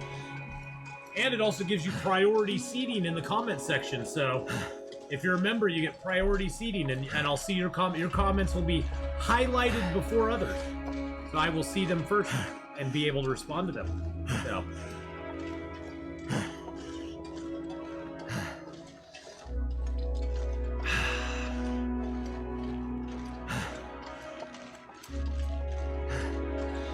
We killed both bears recently, tracked them all over the map. Awesome. Mark Wars gifting on a tier 1 sub to Ice and Slice. Ice and Slice, welcome to the Ath Pack for a second month. Mark Wars 1970. Midnight Snack. Hello, good afternoon. Icy and Slice 57. Icy and Slicey. All right, we're going into my favorite zone, boys and girls. My favorite zone. Woo! Let's go into Broken Railroad. The main reason I'm going there is I need the stems. I'm trying to collect the stems from all the zones. So that's what we're trying to do. Let's leave I'm gonna leave a little bit of coal here for our return trip. And I'm going to leave this here as well. Jerson's is gifting a tier 1 sub to Neil deGrasse Tyrone. Neil deGrasse Tyrone, welcome to the Ath Pack as well. I appreciate that gifted sub there, Jerson. Thank you so much for gifting your first. Oh my God, more points. It's a first gift sub. The first gift sub. What is it, Mark Wars? Always the best gift sub. Every zone's a favorite of mine. Oh, jeez. Nocturnal Drew with 100 bits! Aw, thanks, Midnight Snack. Yeah, it's pretty exciting. I mean, they've never offered me the ability to make memberships to my channel available before. And I just got the notice the other day. They were like, hey, your channel's been doing really good. We'd like to offer you membership stuff. And I've actually had people message me before and be like, hey, I don't ever watch on Twitch. Is there a way I can support you through a Patreon or anything like that? And I was like, yeah, I don't really have that set up. Midnight Stack with 500 bits. Oh my goodness, thank you so much. So, you know, it's nice because now I can message back and say, yeah, you can be a member on YouTube. There's not a lot going on there as far as like exclusive member stuff, but hey, I can now post videos to members, you know, to make them available to members before other people, I guess. So I don't see what the advantage of that is, but Mama V, hello, hello. I'm doing good tonight. I'm doing well. But my little like baby something is YouTube sapping channel my energy. slowly growing up. Slowly growing up. But you know, maybe you know, if Hadrian and I do some sort of collab video or something, I could make it exclusive to members down the road or something, you know. I'd have to have members first, which I don't really have any members right now. And I don't really have it, and the cool thing too is I can put some emotes that are available to members and stuff like that. So that'll be cool. Mark Wars gifting out a tier 1 sub to Blackman PL. Mark Wars giving out his 2,221st. So there's a 20. There's a first right there. So we're gonna give out. We're gonna give out extra points. 2,221 gift subs in the channel. The 2,221st gift sub is always the best sub, right, Mark Wars? Because it has the word first in it. That's always the best sub. Whenever it says first. Yes, you can work your way over this landslide. Oh, Faith with a gifted sub as well. Oh my goodness, Faith. Thank you for your 28th gift sub in the channel. Faith Milo gifted a Lots tier of 1 points sub going to out. We got 4 minutes left in the level 2 hype train. Oh jeez. Victorian with 100 bits as well. Thank you, Victorian.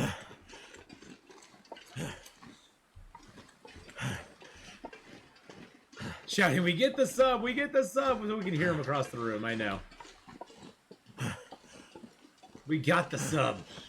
Thank you so much. Sir Dunk, welcome to the Ath Pack as well, my friend. Welcome, welcome. We are really super tired. Really super tired. Shout on hype. Cindy, hello. How are you doing? Get those emotes up there. Get those emotes up there for the hype, boys and girls. For the sub bomb and all the whole 9 yards. Now sometimes there's a wolf over here, so I need to be a little cautious. We're gonna ditch down here because sometimes there'll be a birch or maple down here for us. See if we get that. Okay, I did pick my birch up. Good. I was thinking, did I pick up my birch and my maple? I did.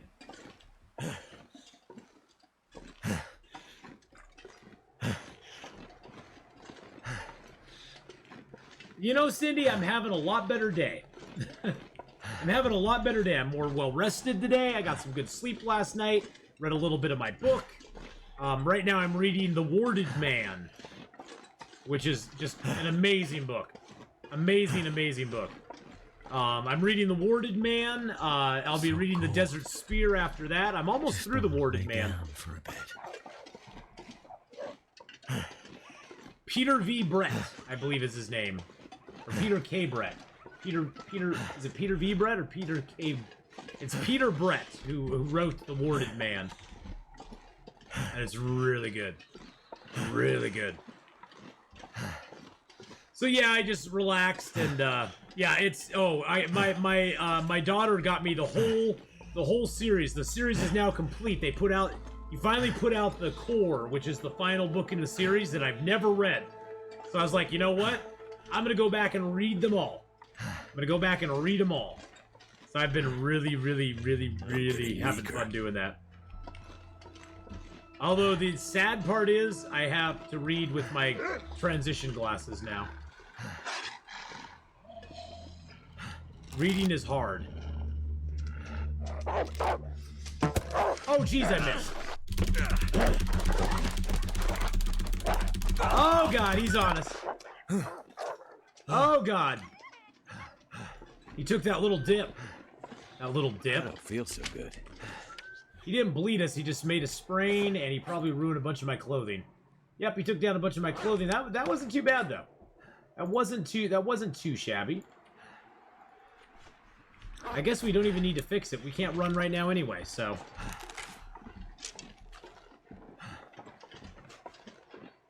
Oh, no, we live. We're good. We're good.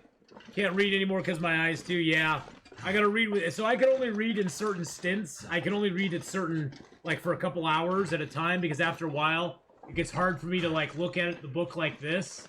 Because I have to, like, look through my transition lenses at it. So, I'll read for a couple hours, then I'll watch something. Then I'll read for a couple hours, then I'll watch something. Nope, it's still good. We're good. Thank you for the reminder, though. I did need to check it. So, yeah. Hey, Jerson, how you doing? Hi! Yeah, I watched a show on Netflix, I watched a show on Netflix called, what was that show called?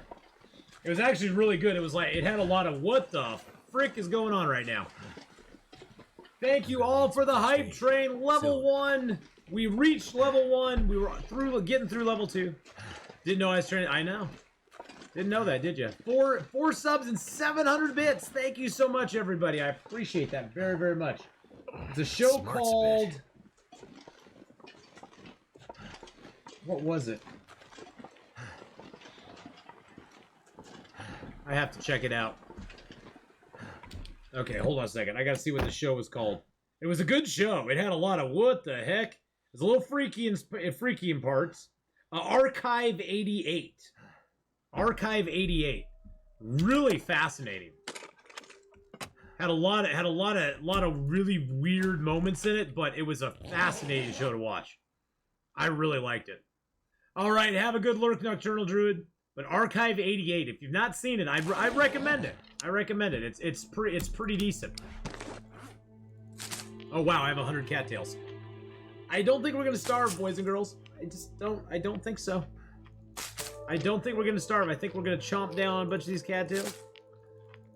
But yeah, Archive 88, I think it only has like 9 episodes. They're like an hour. They're like 48 minutes long or something like that each. But very, very well done show, I thought anyway. Probably some people will be like, nah, it's horrible, but I enjoyed it. It kept me going, okay, I gotta watch the next episode now. So I transitioned between the book and that back and forth as my eyes would get tired. So I'd read for a couple hours, then watch Archive 81 or whatever it is. Archive 81, yeah. Then I'd read for a couple hours, then I'd watch Archive 81. And then I'd watch a little more Archive 81 and read for a couple hours. So yeah. I've been playing Icarus because of your videos. Ooh, yeah, we'll be playing some Icarus here in about an hour and 15 minutes. I've been having a blast with Icarus. And the thing I like about Icarus is that you can play it with a group, which is definitely sort of intended to be played with a group. But I've had a lot of fun playing it solo. It's not the movie Archive. No, it's actually a series called Archive 81.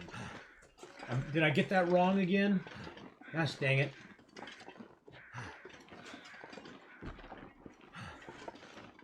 Archive 81. And it's got trippy endings to every episode just about. Making you go, what the heck is going on?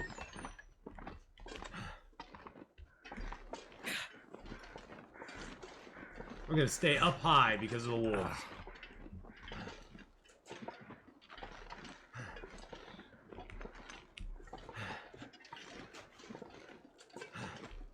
I'm not even gonna loot the trucks right now.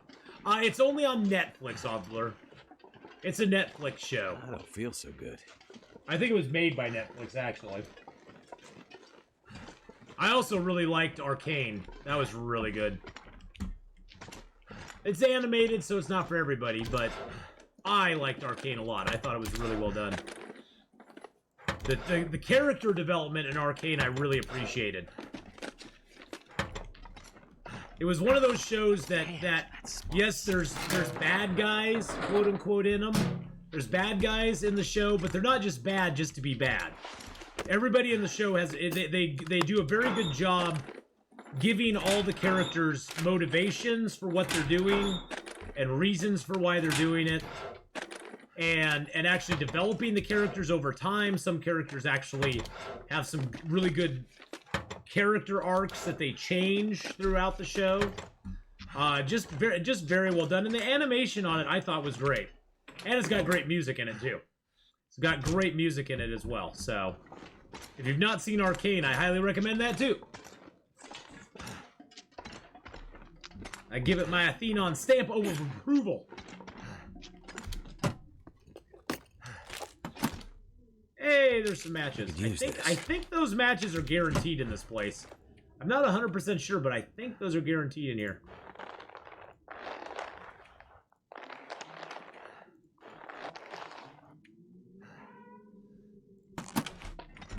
Drop that deer hide on the ground. Space Sweepers. Okay. There's a lot of good Korean stuff out there. I heard, I started watching, I think it's called Silent Sea. And that was pretty good. I just haven't finished it up yet. But, yeah, there's a lot of good stuff coming out. A lot of good stuff. A lot of good across the seas type stuff coming over here. Damn, that's smarts. But yeah, I think it's called Silent Sea.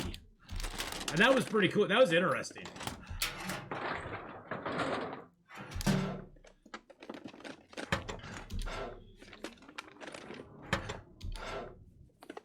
Again, good character development too in it. I really like shows like Arcane that, how do you put it? It's the difference between showing you a character changing and their motivations and telling you about what that character is. And I have always preferred to be shown a character. I like show better than tell. Show goes a lot further in making you invested in the character than telling you about how wonderful a character is. Because if you don't see how wonderful the character is, then who cares? You don't get any sort, you get no emotional attachment to the character. Because I can tell you somebody's great, but until you actually see them being great, or see them doing something wonderful or awesome, we all have that. Well, a lot of us have that sort of thing in our brain that says, "Yeah, prove it to me." Yeah, you can tell me you're the greatest all day long, but prove it to me. Show me how you're great. And we get really suspicious when people keep telling you they're the greatest ever. When people tell us they're the greatest ever, we get very suspicious of it because we're like, what are you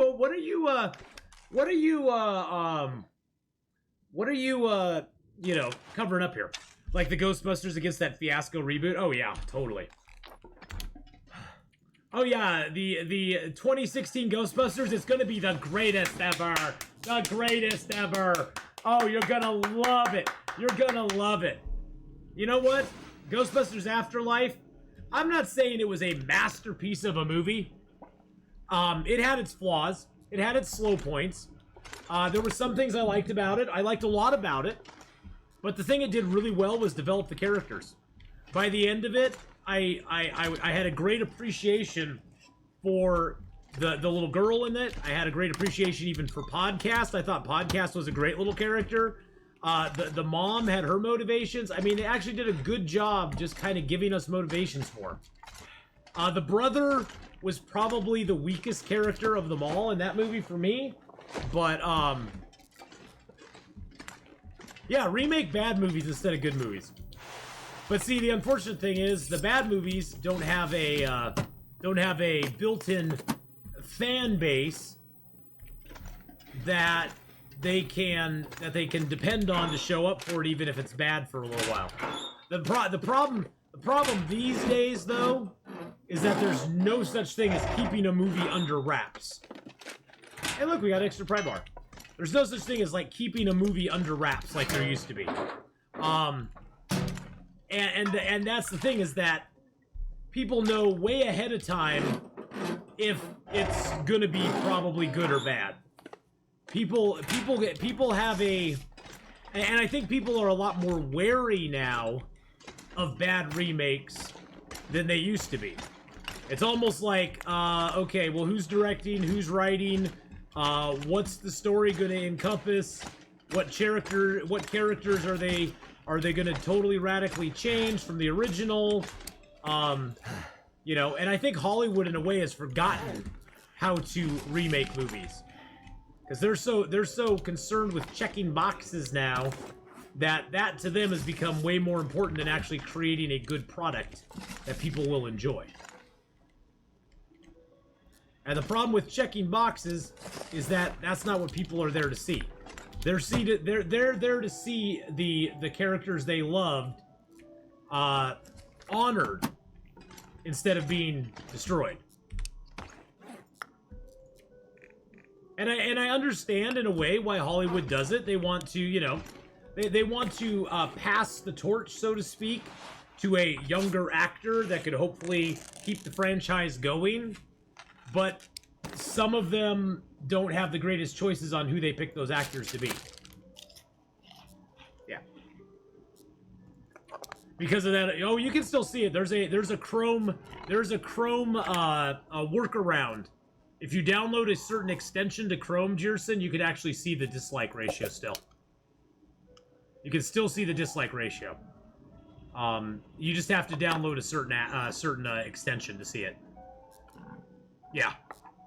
Oh yeah, people. It's not like. See, that's the thing is they didn't do away with the dislike button. The dislikes are still there. You just don't have the ability through a regular YouTube. You have to be in a browser. You have to download the extension in your browser, and then you have to apply it. So you just can't see it automatically unless you have that extension already equipped in your browser. Which honestly, YouTube's whole "we're doing this to protect small creators" is BS. YouTube is doing it to protect large corporations, large entertainment groups, and a cadre of people who Too much stuff to carry. You know, a cadre of people who don't want to be called out for their garbage. That's what they're doing it for. They aren't doing it to protect YouTubers like myself. They could give two wits about my likes and dislikes. And honestly, I don't get a lot of likes and dislikes on my stuff anyway. Oh, by the way, if you're on YouTube, please smash that like button. Give me a like on the it helps in the algorithm. It helps in the algorithm, and I appreciate it. But yeah, I mean, the thing that's sad about taking away that ability is that, like, a lot of times I would use, like, if I had something that I wanted to do, say I wanted to hang a cabinet on my wall, and I didn't really know how to do it. I'd go to YouTube, and I'd look up some videos. You just type in, you know, hang a cabinet on a wall. It'll pull up 100 videos. Well, how do I decide which one of those is going to be a good one for me or not? Look at the likes? No, I usually look at the like to dislike ratio. If it's got a lot of dislikes on it, and people are commenting saying, yeah, this guy's, you know, the way this guy's telling you to hang the cabinet, your cabinet's going to fall, and it's going to fall off the wall in 3 days. You know? Especially for videos like that, the like and dislike thing was really nice, because you could tell, you know, if people were really, you know, able to use the video to do what they wanted to do. And so I think it's gonna hurt. I think it's gonna hurt stuff more like that than anything else. I mean, it's definitely there not to protect small creators, though. That's just gaslighting. That's gaslighting to hide their true intentions, and that kind of pisses me off, because that's just like that's garbage. But those are their corporate masters now. YouTube is very corporate. They don't like things being said about their friends. Ah! Wires! Wires! Not going over there. But, I mean, just as an example, or if you're working on your car, and you want to learn about, you know, taking a battery out of your car, or fixing a gasket or something. Those like to dislike ratios were always great, because you could see, oh, this guy's got 5 likes on his video, oh, he has 250 dislikes on the video. And people in the comments are saying, yeah, I tried this and my car broke down 3 days later. You know? And that's the thing too, is like, what's next? Are they going to take away the dislike? Are they going to take away, are they going to take away the comment section now? Is that going to become a thing too? So you can't even comment negatively on a video?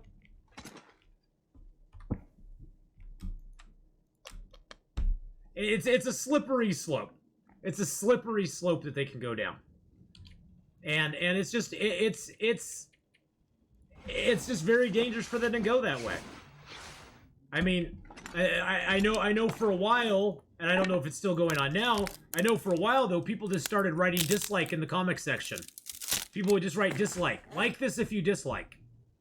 And so somebody would say dislike, and more people would like it, so it would stay at the top of the thing until the other wussy move that a lot of channels have taken is turning off comments. So you can't see dislikes, and they turn off comments. You know this. See, that's the thing is they think people are stupid. They think people are stupid. They think that if you go into a video and you see that comments are turned off, and there's like, you know, a few hundred likes on it, and you can't see the dislikes, they think people are stupid and not going to realize, oh, they must have been getting a lot of flack for this video. They've now basically turned everything off. It's like, I'm sorry, but that's the biggest pussy move out there, is turning off comments on your stuff. That's really telling people, go screw yourself. In more polite terms. Go screw yourself. We don't want to hear from you. We just want you to consume content, get excited for next content, consume that content, and get excited for our next content.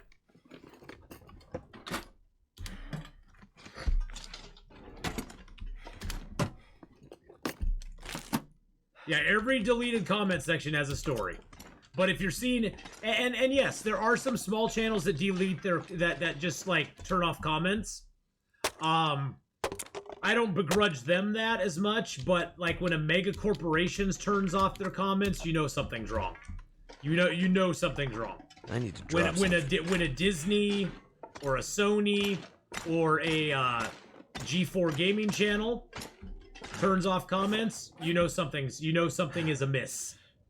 You know, something's a little rotten in the fish soup.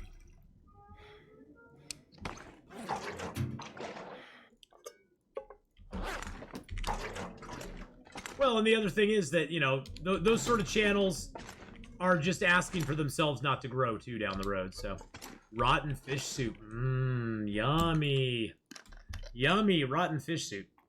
But yeah, every deleted comment section has a story. Sometimes people will turn off the comments because they said something weird on social media, which is why I generally stay away from social media. I've found, boys and girls, if you're not on social media a lot, you can't step in it very often. And you never know what you're going to step in on social media. You can make the most innocuous comment on social media and have people just, like, come out of the woodwork yelling at you for no reason whatsoever. That's why I just stay off of it. It's a minefield I choose not to tread. Oh, it's not very social at all. Social media is a place for people to argue. It's a place for people to argue and bicker and feel good about themselves sometimes, because they feel like they won the argument, you know. Yeah, social media is very antisocial. Can I send you a drawing I made of you and your channel? You sure can. My contact info is down below, Jerson. The address and everything, if you look in my about section, I believe it's in. Let me just double check that. I haven't gone on there and looked for a while. Let me just double check that. I haven't gone on there and looked for a while. Let's see here. So if you go into I believe it's in the about section. Yes, if you go into the about section and you go down a little bit, you'll find the donate tab, and right below that is the address that you can send things to. That's just an address that I have I'm not connected to in any way other than it receives mail for me. So if you wish to do that, I would love it. I would love it. So feel free. I don't have a P.O. box because I'm just cheap. But that address is totally viable. People have sent me stuff there. It's very secure and everything. There's always a gal at the front desk, so. Great, I'll send you something of Argentina. Nice! Woo! Argentina hype! It's a picture of Atheenon on a bearskin rubbing in the Mountaineer's hut. How did you know? How did you know? I have a picture just like that hanging on my wall. That one went as a weird angle. I'm hoping this guy stays a little more straight. Dang it! He straightened right at the last minute! You little bugger! You little bugger! Need some first aid. Yes, we do. Dag nab him.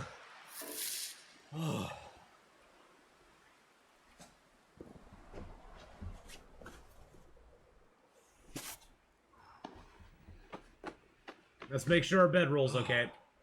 Bedroll's fine. Clothing took a lot of damage.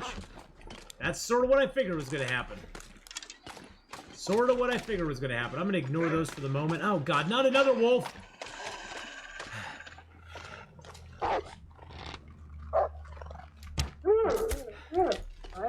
Damn wolves! Yeah, this zone is a major pain in the butt. Yeah, the bedroll's safe. Check the bedroll. It's good. Bedroll's fine.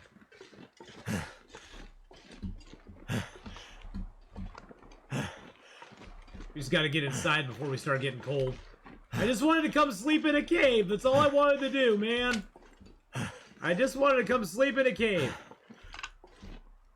Well, the reason it feels like there's so many wolf spawns here, Owl Nuggets, is the zone is very condensed. It does have a lot of wolves in it, but it's just because it's such a compact zone. They have nowhere to go, so they all kind of group together.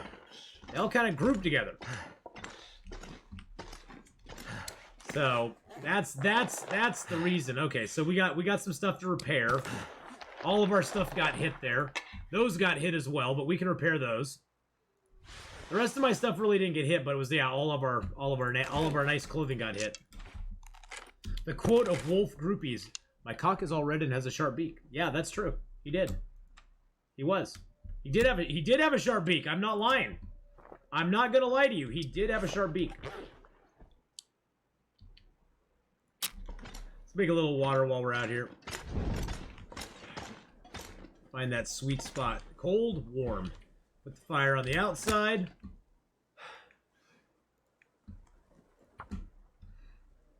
You see a doctor for that? Hey, that was what I was playing. What was I playing? I don't even know what I was playing there. Love the sweet spot. Sweet spot. Summertime. That's done.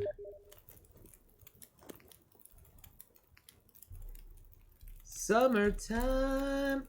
Give a little shout out for my summertime. I don't know what that was. It sounded like a Discord thing.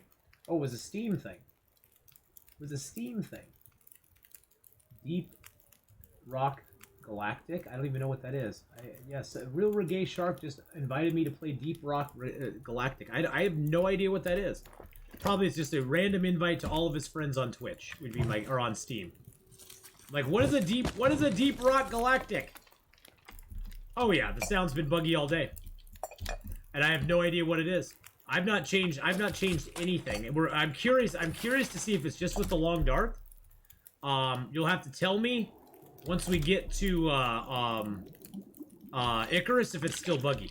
I'm gonna have to leave something behind. But I have no idea what's causing it.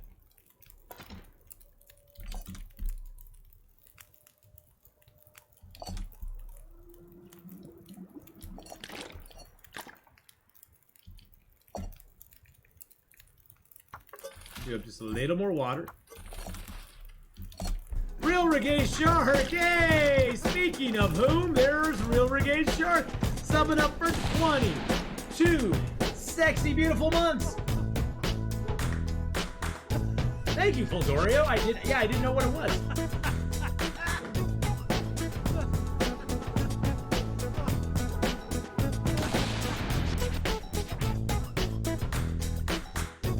Thank you, Real Reggae Shark, for that 22-month resub. Yeah, I don't know what's been going on lately. I'm gonna have to.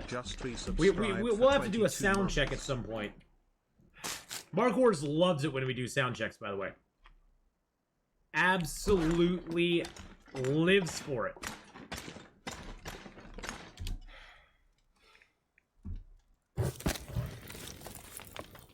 So is the game sounds ahead or behind? Because I think in here, let's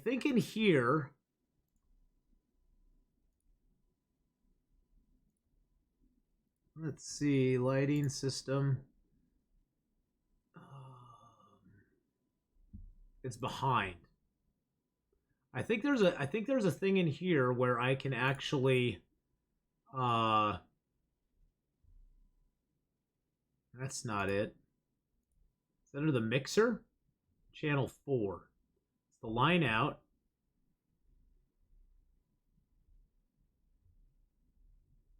That's my system. I thought there was a way in here that you could... Oh, wow, I can actually turn the music up here. I didn't know that. I thought there was a way that I could delay the sound. I thought there was a way to delay the sound.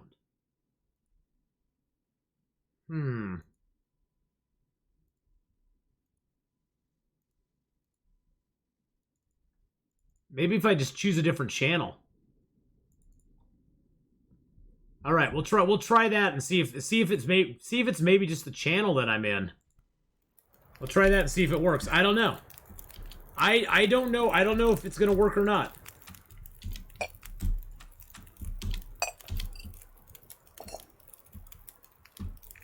Yeah, we'll cook up the pork and beans. Why not?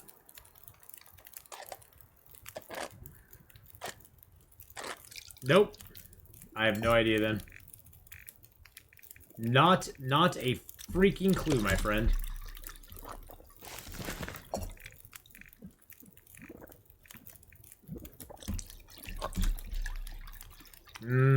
Beans.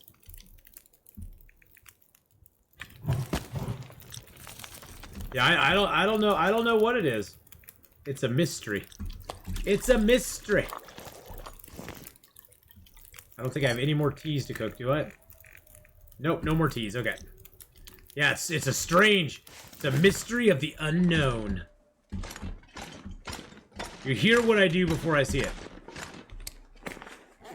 You only really hear it when a wolf gets shot or something. Ah, you know, my run's going pretty good, actually. It's going pretty decent. Other than we just got hit by a wolf, so that's sad. That makes me sad. So what we're gonna do, because I want to be at full health, we're gonna drink down one of our herbal teas, because we got lots we can drink right now. We're gonna drink down a couple of our birch bark teas to get extra health back. So there's 6% we'll get back. There's another 6, so that's 12% over 4 hours.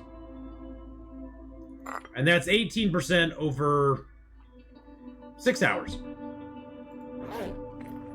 And now we'll just pass some time.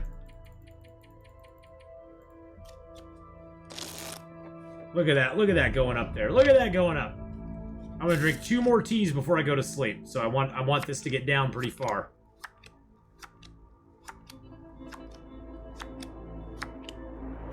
There's 3 teas that we can drink now. You died a spectacular Aurora death. Ooh, those are always fun. Those actually are kind of cool. Makes me want to play more. Well, play more then. Play more.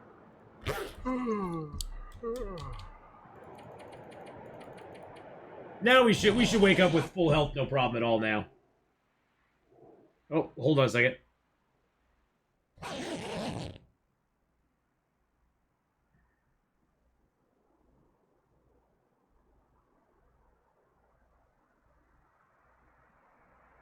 My coworker needed a message from me, so coworker message points. There we go. Coworker message points. All right, we got full health back. Our clothing is still not in great shape, but that's okay. We'll survive.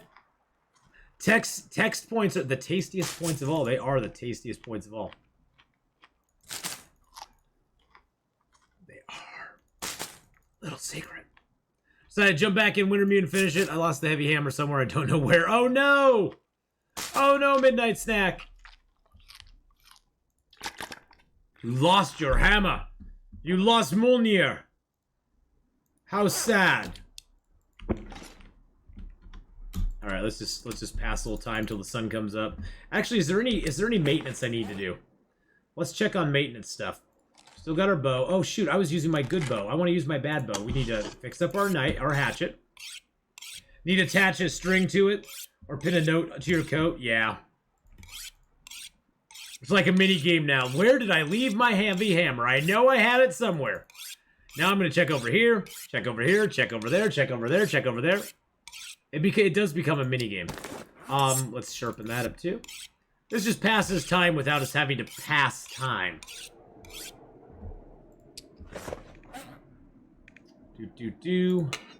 Lantern's all full. Oh, I do need to make another old man beard wound. I only have 2 bandages, so let's make some bandages as well. Because we've been having really bad luck with the wolves. Really bad luck with the wolves. So what I'm thinking, here's what I'm thinking. I'm thinking we go up top, see if the moose is up there. And we'll leave some water here for ourselves. Well, I guess we need to check and see if the moose is down here first.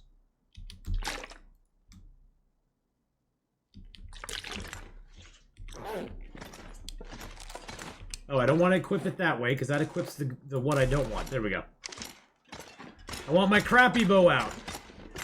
I guess we should check the bear here, too, if he's close. The bear's cave is directly over there.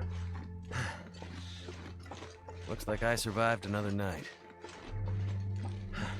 The bear will wander all the way down here on the lake, so... I don't see him, that's okay.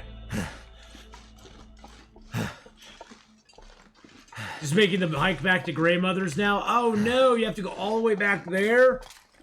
Oh, geez Louise. Oh no, Ashira, you lost all your bear hides to... Here, I'll give you some bear hides. I'll give you some bear hides. Give everybody some bear hides. I don't see the moose stuff down here. I bet he's up top. You think it's there, maybe? What, the moose? Oh, your heavy hammer? Yeah. I want to go up here anyway, because there's good stuff up here. Now, what's the odds that the deer corpse that spawns... Oh, jeez. The deer corpse that spawns by the cave up here is up here. I don't think it's going to be up here. Wait, did I go the wrong way? I went the wrong frickin' way. Where is my head today? Where is my head today? I mean, so far we've been attacked by 2 wolves. They're just bad arrow shooting by my part.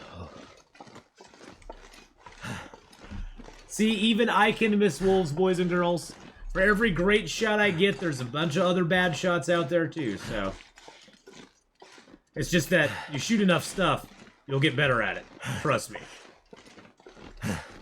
Trust me, it does work. Alright, we're gonna go head over to this cave over here first.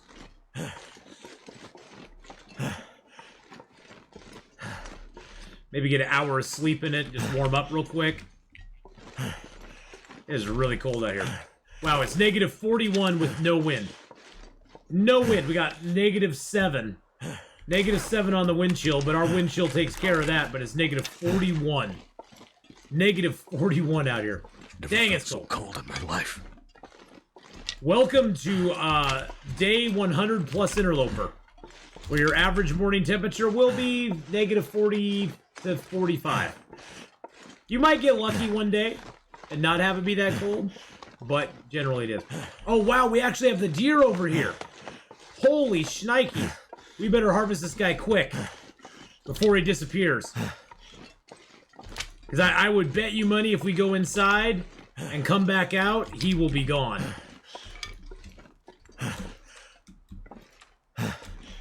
And he's gone. Actually, I should check and see. Okay, he's got stuff on him.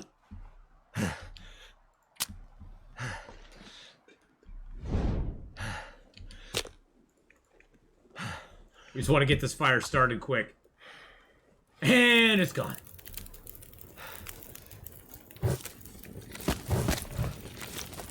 Let's build a nice, substantial fire out here. I'm just going to take everything from him. I don't want to risk it. Actually, I'm going to take all the guts but one. I'm just curious.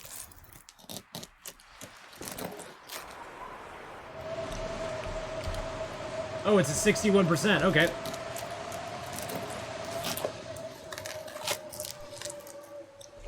Well, that storm came up quick. We got him, boys and girls. We got him. Ooh, fire striker. And a little bit of fur firewood for it.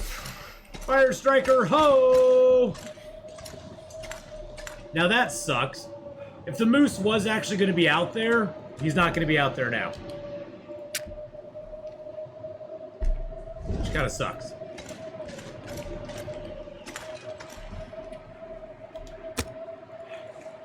Sweet spot. Percentage was 76, I think? Alright, have fun killing some zombies, BK! Lots of love to you, BK. Thanks for being an awesome, awesome, awesome member of the community. We'll see you later on, bud. Alright. That's done.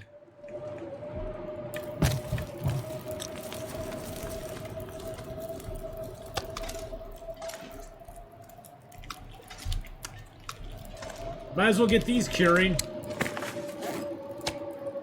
We're gonna need the deer hides, because I'll be using up the deer hides that are in my. I'll be using the deer hides that are in the maintenance yard to repair my clothing up. I guess we can just sleep by the fire. See if the storm passes, or if it lingers a lot. I now have 3 fire strikers summertime. I have the 2 on me, one at 44, one at 76. That's the one we just picked up. And we left a similar fire striker back in Milton. We left a lot of good stuff back in Milton that we'll need to go get at some point.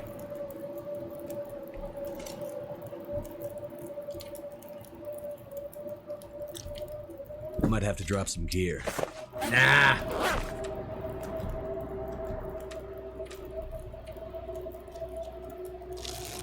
The boring part of survival. Staring at your fire while a blizzard rages outside. And still staring at a fire while a blizzard rages outside. And the blizzard is gone. And it's gone. Actually, you know what we could do? I think I got 1 large tea on me, don't I? Yes, I do. Have a good lurk, BK!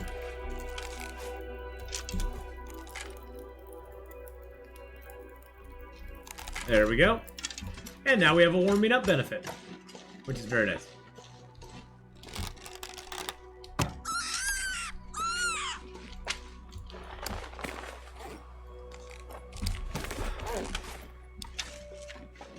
I'm gonna need some rabbit pelts.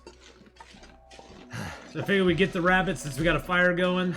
We'll get some rabbits, skin them up.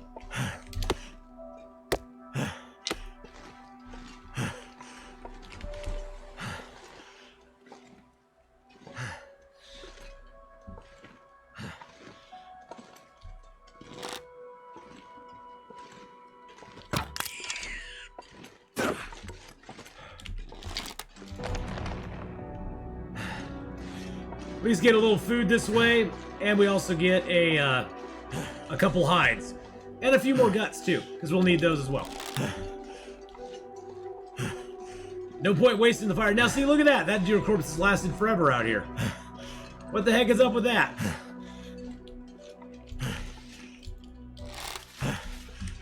Maybe it's the act of picking the feathers up that makes it disappear. I wonder.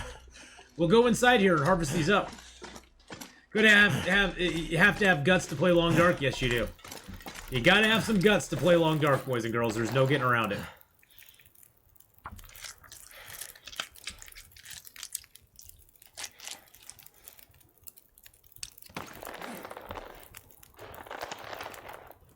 Oh, those are a couple of fatty boys.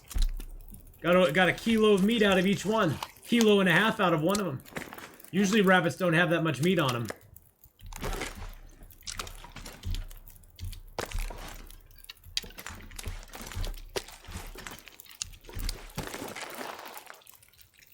Take the gut.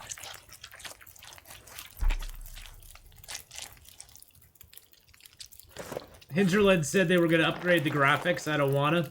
Yeah, I don't want to. Well, I don't think that. I think what they're talking about, Jerson, is just smoothing things out a little bit more, making things a little more dynamic. They aren't going to make a major graphics change to the game because this game is based on it being like an oil painting. But they have definitely improved, like the night sky, especially the night sky is way improved over what it used to be. The trees are way improved in what they use over what they used to be. The trees in the early versions of this game didn't really move with the wind like they do now. They didn't have as many leaves and stuff on them as they do now. Oh, it's not Neil, but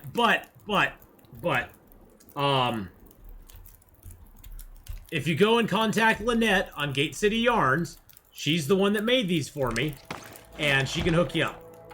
So there you go. Go give her a little looky poo on Gate City Yarns. She's the one who made it for me, so, and she's made stuff for other viewers already, so it's not out of the question to think she'd make one for you as well. And if you see her in channel, she's now Linuendo in channel.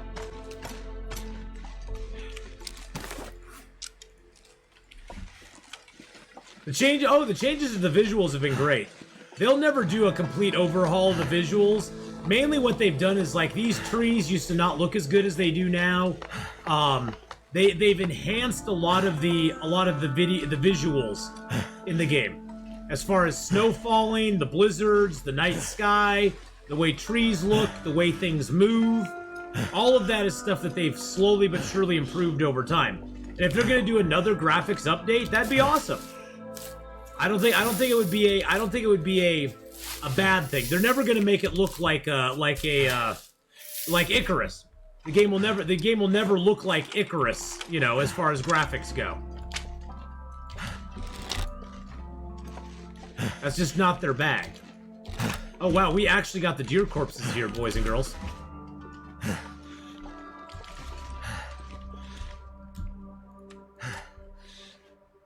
Always check for a mag lens. I don't think I can get one, but I'll check. Nope, no mag lens.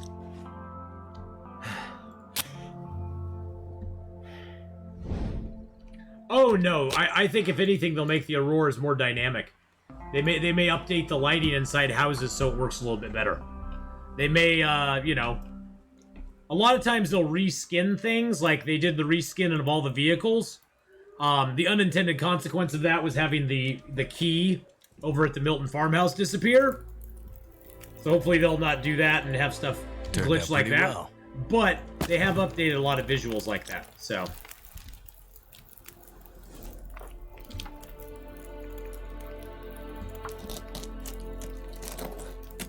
It'll never look like the other survival games out there? No. Well, the art style in this game is a very distinct choice. Yeah, see, that deer was at 6%, boys and girls. 6 freaking percent. I'm gonna take all the rest of the stuff while our stuff cooks. Because, yeah, that deer was at 6%. That's not good. I've got a lot of stank on me now. I'm gonna torch walk it. Yeah, I knew there was a wolf over there. Oh, stay away from me, Mr. Wolfie boy.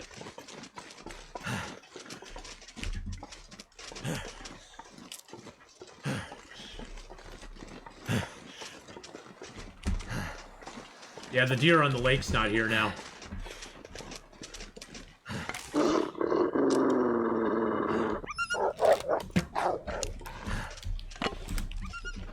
Shot him in the butt. Shot him in the butt.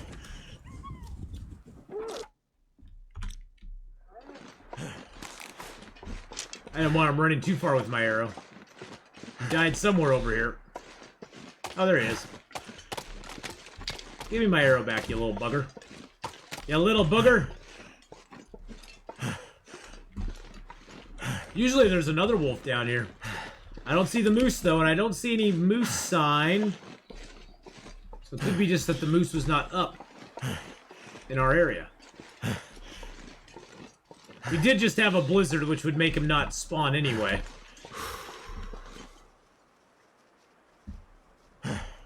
I hear a wolf, but I don't see it. It must be a ducky hug. It has to... No. Good lord. No, that had to be a ducky hug. Oh, there is another wolf down there. There is another wolf down there. Look at that.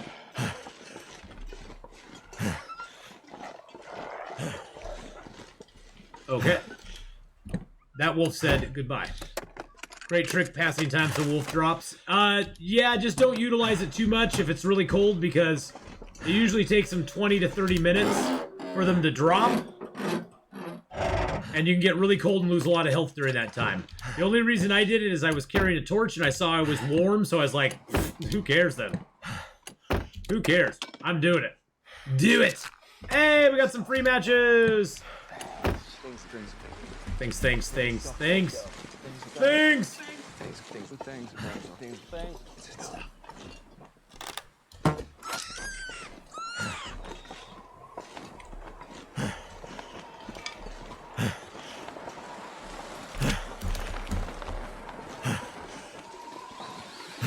Good evening, Duke. How you doing tonight?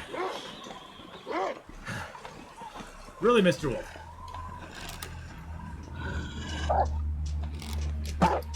That time I did not shoot over you. That time you paid the price for your insanity, sir.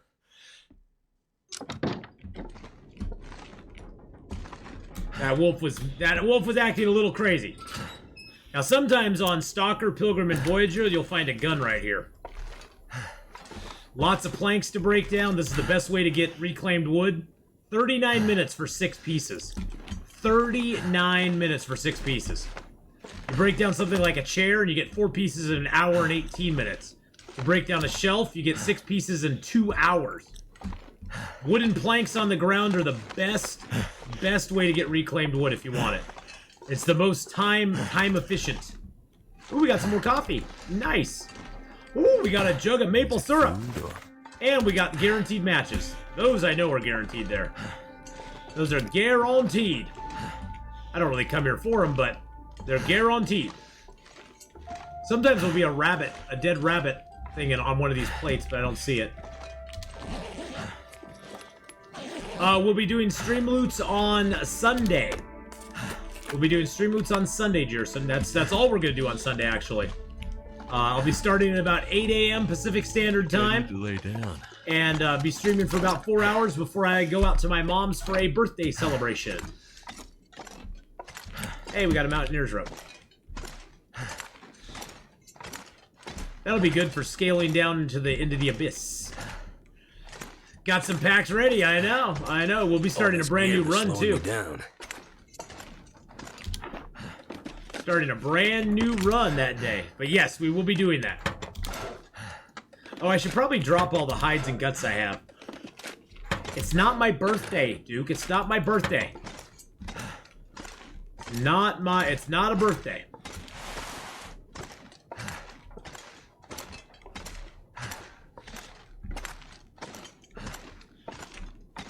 Now we're very, very heavy. I'm saying it now just in case. Oh, happy birthday to my mom. It's my mom's birthday. Yes, my mom's birthday's coming up. She'll be 79 years old this year. 79, wow. That's crazy. It's like crazy sauce. All right, let's drop the rope here.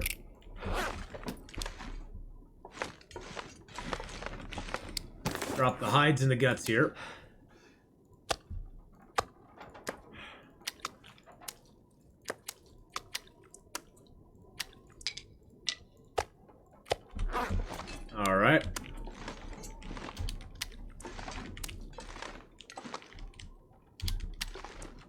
79 years young. Yes, she is 79 years young.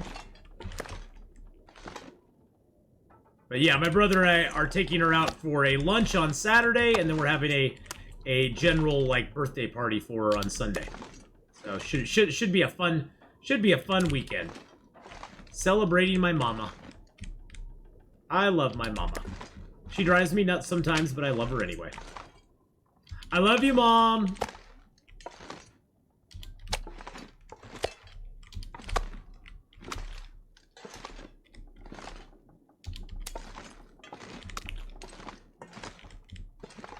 Oh man, seriously? Oh man!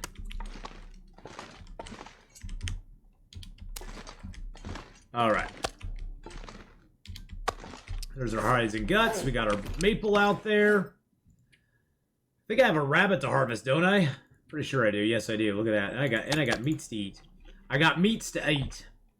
And I got a couple ruined cans of food. Now, if you find ruined cans of food, boys and girls, late in the game, you won't find them inside cupboards because they'll disappear. But you can find them just laying around out in the world. Just don't put them into a container. As long as you don't put them in a container, you can keep them on you. And once you get cooking 5, the world is your oyster. You can eat them. So just don't eat raw meat. Cooking 5 does not protect against raw meat. Disclaimer right there. Cooking 5 protects against everything but raw meat. Ruined food, ruined coffees, ruined everything. Doesn't matter.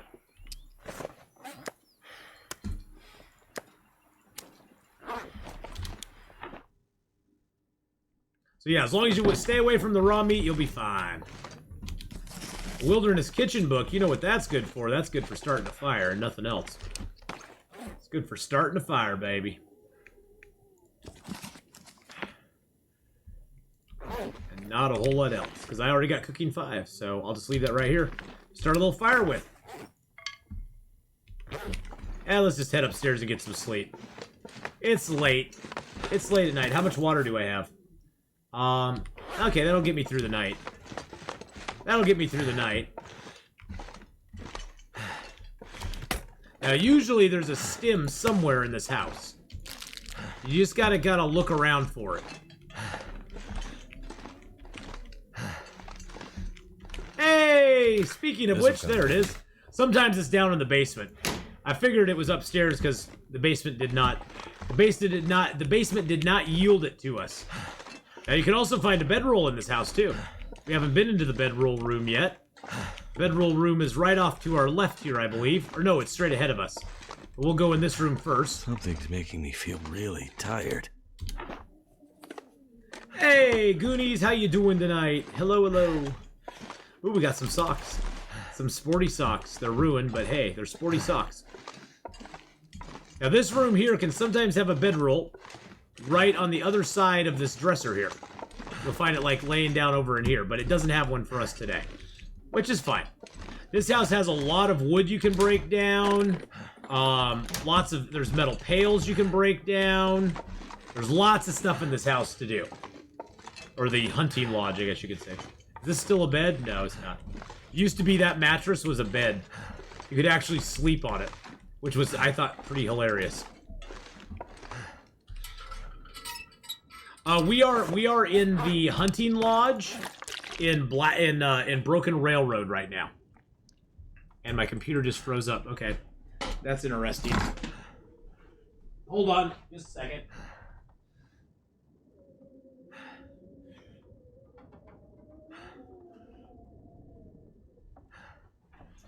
My poor baby computer is having heat sink issues.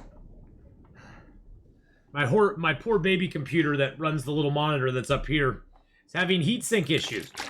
And my friend came over it and cleaned it out a little bit. But I think we need to get in there and reapply some paste and stuff. Which is going to be a little bit harder to do. Oh, while I'm up, I'm going to go grab myself a drink, and I'm going to go grab myself a little nibble. I'll be right back.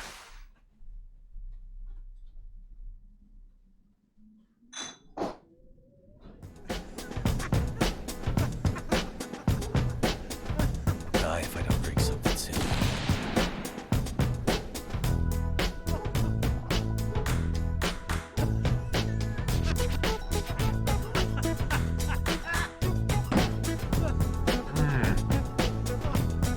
How'd you guess pepperjack today?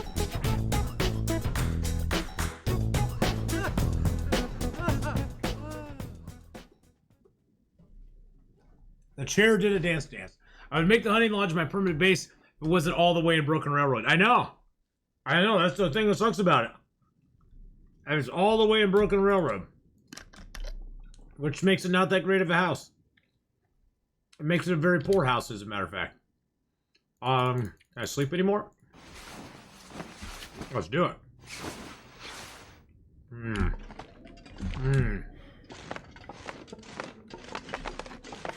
Do you like me a little pepper jack cheese, baby? Let's go harvest that wolf if we can. Actually, we'll see if we got a moose out here too.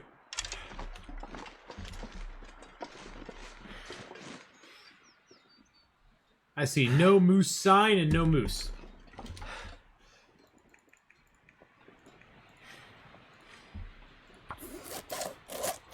Whoa, why am I moving?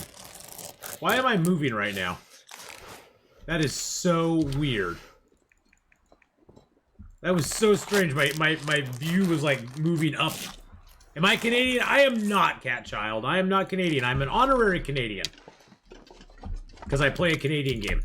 But that's about it. I'm a little south of the border of Canada. I live down in Oregon. Find someplace to escape this cold. I live down in Oregon. All right, let's get the six burner stove going. Don't need much time on it because we got 6 burners and we only have a limited amount of meat. So we don't need to build it up very high. But I am not Canadian. No. My brother's planning to move to Wyoming. Nice. Come on. That's not Big Sky Country. Big Sky Country is Montana. What's Wyoming's catchphrase? Because Oregon's is Beaver Nation. I like beavers. You're Canadian. Nice. Well, welcome to a Canadian non-Canadian show.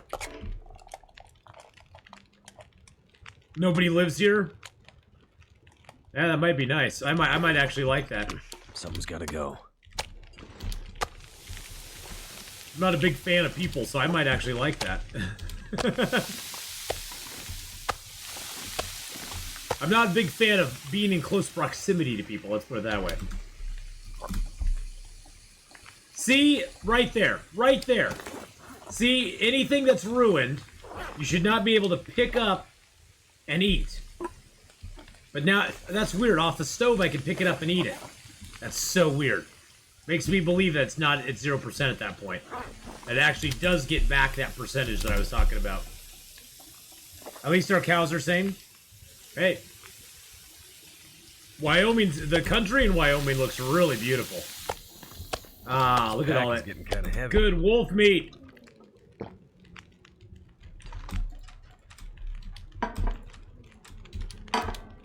All right, let's make some water real quick.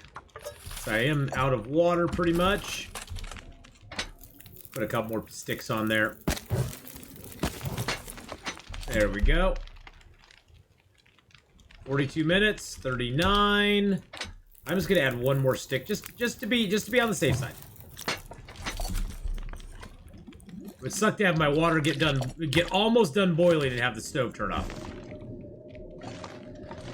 That's the thing I was trying to think of. So the cans after cooking, even though they're still 0%, it's probably not. Yeah. See, that's the thing is I don't think drop any of this gear. I don't think the cans are at 0% after you get done cooking them. That's what I think, is that I don't think they are at 0%. So I think they're at a much higher I think they get back that 50%. I think they get back to 50% on it, so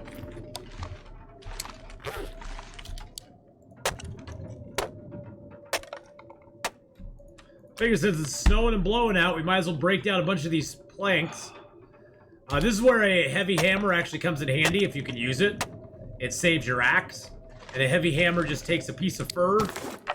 Takes a piece of fur and a toolkit to repair it, so.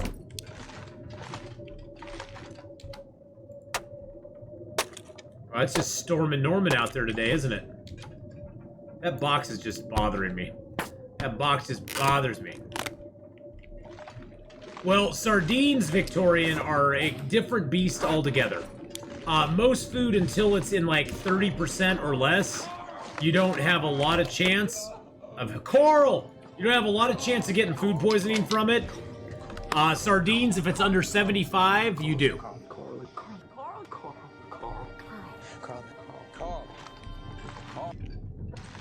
Sardines, if they're under 75%, you have a chance of getting food poisoning from them. I bet it is a small chance.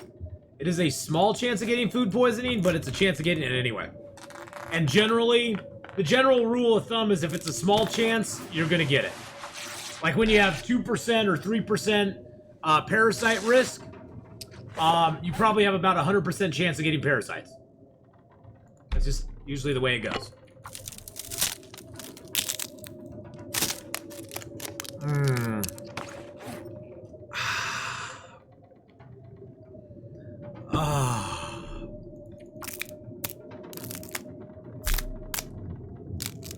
But yes, Oregon is the beaver state. Think about it. Think about it. They have the annual naked bike ride in Portland. First off, I would never want to ride a bike while naked. And honestly, I don't want to see anybody else riding a bike while naked. That just sounds like a very painful proposition on the posterior. Painful proposition on the posterior. And other places I don't want to think about. Just sounds bad.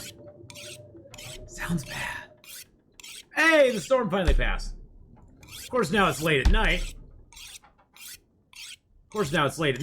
But, you know, hey, the storm finally passed. I guess that's something. That's something, right? I should be excited about that.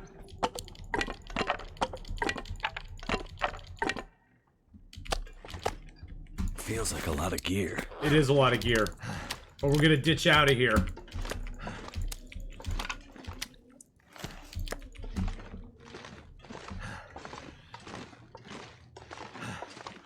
Soapbox Derby down Mount Tabor was way cooler. Oh, I bet.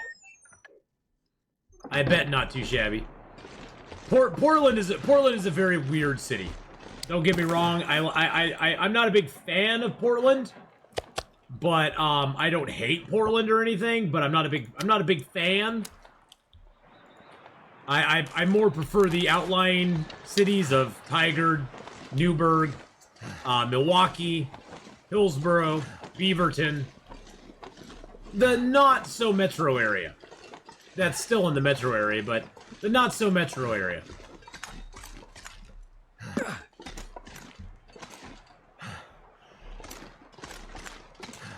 But yeah, they have the annual naked bike ride in Portland. I never understood that. I never understood riding a bike naked. It just seems like one of those things you wouldn't do. You know, if you had to pick activities to do naked, okay, naked volleyball. Doesn't sound the greatest. You get sand everywhere. Naked jogging. I guess you could do that. There'd be a lot of flappy bits that I just don't want to see and just don't... That sounds like it would hurt too. Okay, I guess there's a lot... Naked sunbathing. There you go. Naked sunbathing. I could do... You know, I could understand it. I could understand that. You know, you want to get a tan all over... I think that there's probably places you wouldn't want to have burn. There's drawbacks to naked anything, really. Naked soccer? Ooh. Ah, that could be painful. Naked, you know, just about anything. Grilling while naked? Naked grills? Naked and afraid. I guess you could be naked and afraid. That doesn't sound good either, but...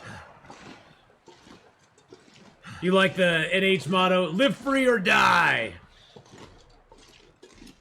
Have I ever tried RuneScape? No, I was too old when RuneScape came out to have any interest in it. RuneScape came out when I wasn't playing video games.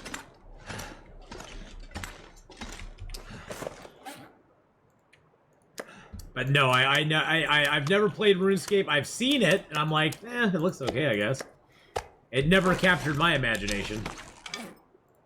I was big into EverQuest, though. EverQuest was the one.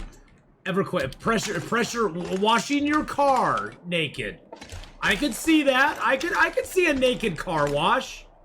I could see you washing your car naked. Now, I'm not saying that in any of these situations I want to see somebody naked doing it.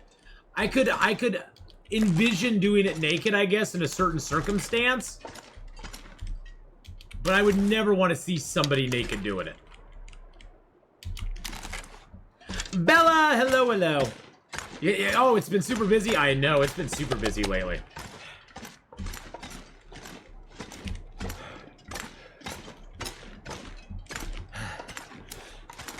Yeah, I like the outlying towns of around Portland. Portland itself, I mean, you know, Portland itself, there's not a moment you go by if you're walking in Portland, just be prepared. Just I would say for first thing, don't carry any cash with you. Because you will be accosted by panhandlers often and frequently, asking if you have 50, you know, they'll always be like, "Hey man, do you have 50 cents I could borrow that I could get from you?"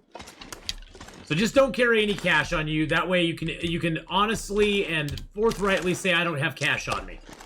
I don't carry cash on me." But honestly, the panhandlers don't want just 50 cents. They want $1 or $2 or $5. Just be ready to be accosted by lots of panhandlers.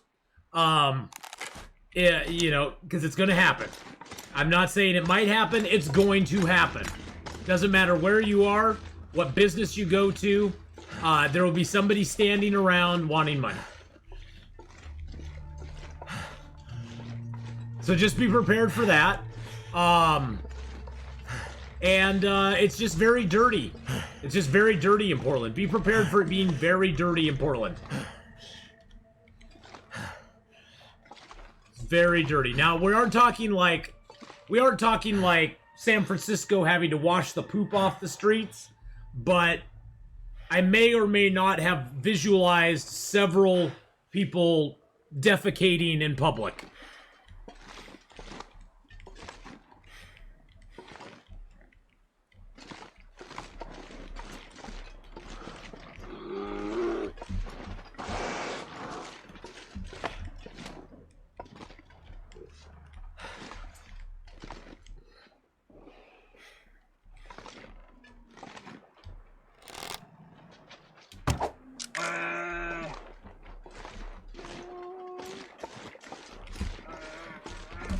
I don't know about the moose, but we hit the bear. And he's bleeding, which is good. I don't know about the moose. I saw the bear, though. How many bears do I have right now? Right now, I have 5 bears killed. It's dusk, so night can't be far behind. Cold is making my head feel thick. I now have 6 bears killed. Huzzah! Tomorrow, Mark Wars, we harvest a bear. I had callbacks for my school music to today. We're doing Chicago. Is Chicago a musical? I am very out of. I mean, I think the last musical. Well, I was in the Pirates of Penzance, but or the Prince of something or another. The Prince of Penzance. But I haven't been involved in any musicals for a long time, so I'm very out of that scene. I actually played the role of Peter in The Lion and the Witch and the Wardrobe musical. I got to have a sword. I got to have the sword in a big fight with the Wolf Boy. It was lots of fun. That was actually at the Portland Community College. That was the Portland Community College theater. I actually had to try out for that play. That was not one you just got into. I actually had to try out and I got it. Well, we have 8 stims now, boys and girls. 8 stims already. But yes, I was in Lion, the Witch, and the Wardrobe. That was a lot of fun. The Pirates of Penzance. Yeah, that's it. That is the show. I was in that. I was just a backup. I was just a extra. My at the time girlfriend, who was later my wife, now my ex-wife, she actually was she was actually a dancer in that. And she used to do ballet. So she was actually a dancer in that.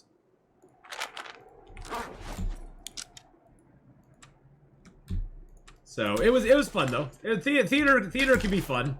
It's a very theater people are very, I don't want to say odd, but they're very odd. They're very odd sometimes. Not all of them, Bella. I'm not saying you specifically. A lot of theater people I met were very odd. Not really my crowd, let's just say. Eccentric, there we go. They weren't really my crowd that I would hang out with usually. Eccentric, yes. Back in the day, we just said odd. Either that or we just said, you crazy, man! They were very interesting people, though. I had a fun time with them. Don't get me wrong. I had a fun time with them. But there's no long-lasting friendships I made with anybody in either of those. You do get a very... You do develop a very tight bond with those that you act with because you're around them so much. So you do get a very tight bond with that group of people for a very short amount of time. But honestly, it's kind of a false bond in a lot of ways. Because you're basically thrown together and you have to work together and you know. You kind of get Stockholm Syndrome, maybe? I don't know. But, but no, theater was fun. I have very fond memories of the couple of plays that I was in. Very fond memories. They're very dramatic. That is a good way of putting it, too.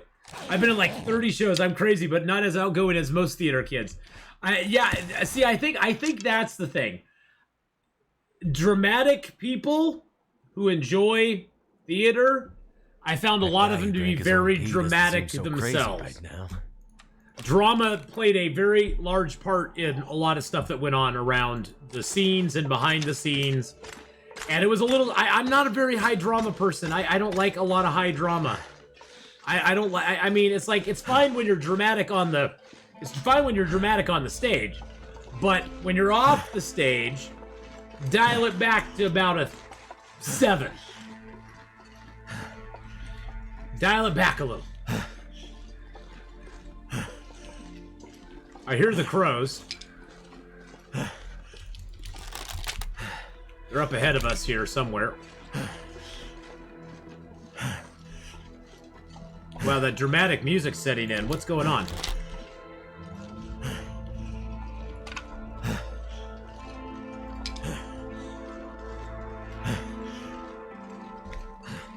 Oh, there's the bear.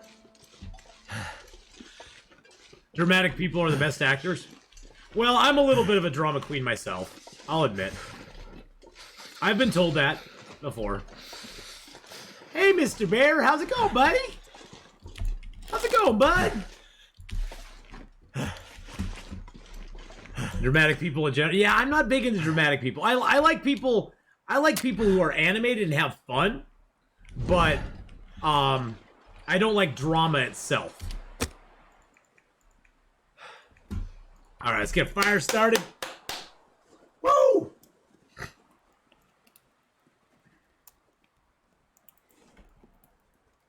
Well, that's very cool, Bella. I hope that you get the part. I hope that you get the part.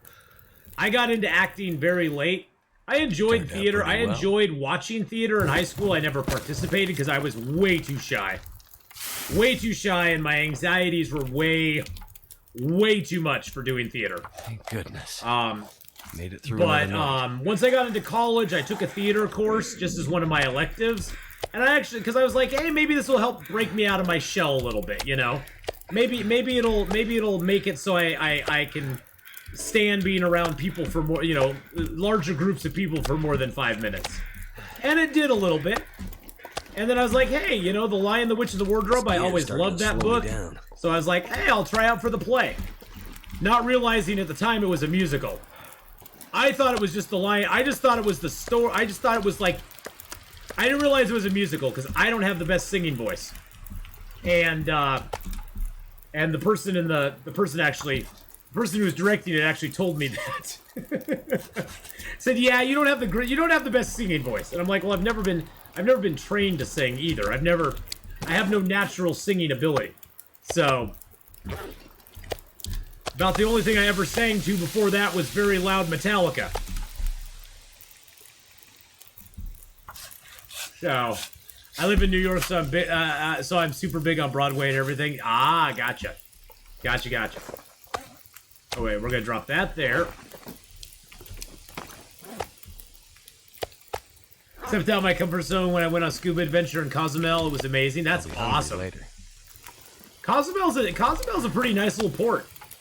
They got a pretty nice port there in Cozumel. I've only been there twice, I think. Once, twice, 3 times a Cozumel.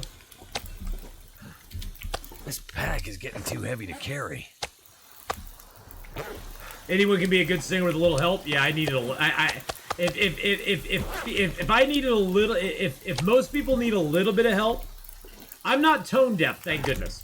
That I know I'm not. But I needed a lot of coaching on just the few amount of lines. Load for much longer. The few amount of lines that I had to say, that I had to sing in The Lion, the Witch, and the Wardrobe required a tremendous amount of coaching for me just to do those. And thank goodness the music director was an absolute saint and realized not everybody has a great singing voice. And she was an absolute saint and helped me out a lot, just kind of coached me through. Because the biggest problem I have is when people are trying to sing in harmony. I can't, and I've had this all my life, I can't pick out individual weigh me down. Individual voices in a group of voices. My brain just does not like it. My brain does not like that. And so it all becomes kind of one noisy din, which is one reason that I've never liked being around groups a lot. Because usually I end up being like, what? What did you say? And the person's sitting right next to me, and all I can hear in the background is just... So, yeah, that was something that I always had a problem with.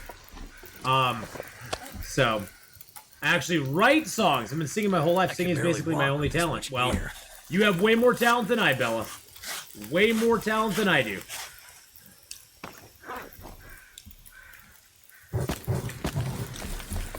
Because I can barely sing.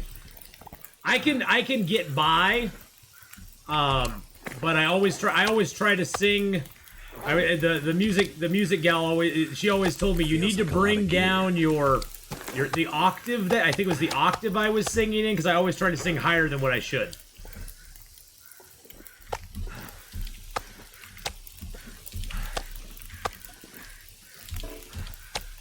You don't have to sing when you can play along dark. I do sing sometimes, and I know it's horrifying when I do. I know it's horrifying when I do, but that's the comedy of it. So it's all just satire. This gear's starting to slow me down. Look at this, Mark Wars. We are harvesting this bear up. It's so good. It's so good. Oh man, it's gonna give us so much great meat.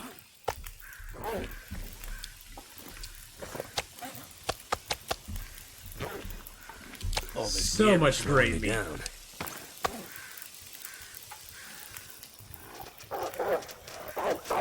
There's no wolves here. I have a fire going. Oh, that's Duke. Duke, there's no way that. I have to say, have that same auditory thing. If I'm somewhere like a busy restaurant, I have so much trouble hearing people at the table because of surrounding noise. Yeah, it does. It's been like that all my life, Duke. That's one of the reasons I think that I always just kind of like.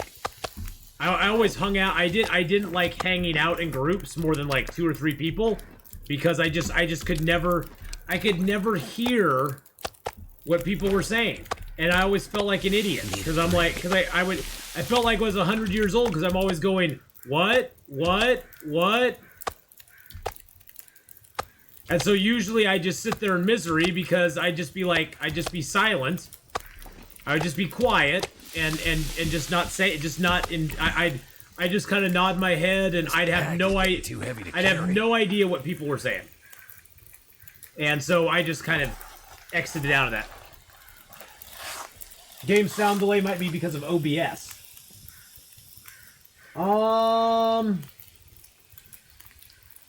Maybe it is due to OBS. Maybe it's due to my capture. I got a question. If I put it on night vision, is there a delay on night vision? I haven't changed any OBS settings, though. Is there a delay on night vision? I know it's really bright right now, but just listen. I'm gonna drop this meat.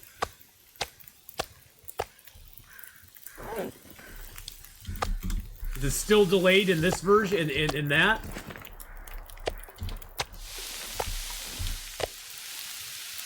So maybe it's just in my regular OBS. I wonder if I did something.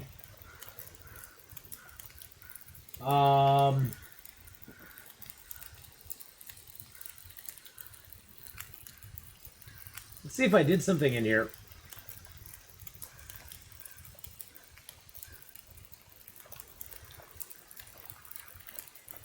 Let me change a setting.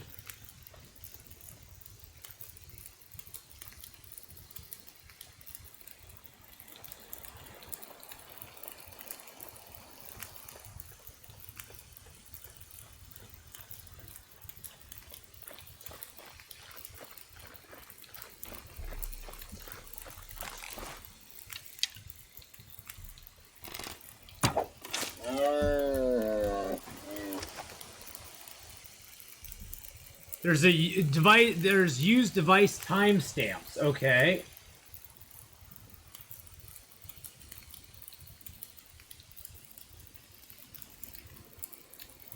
Where is that? Is that in settings?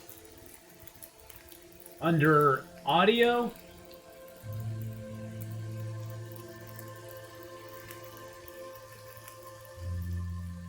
Oh, you think it's fixed now?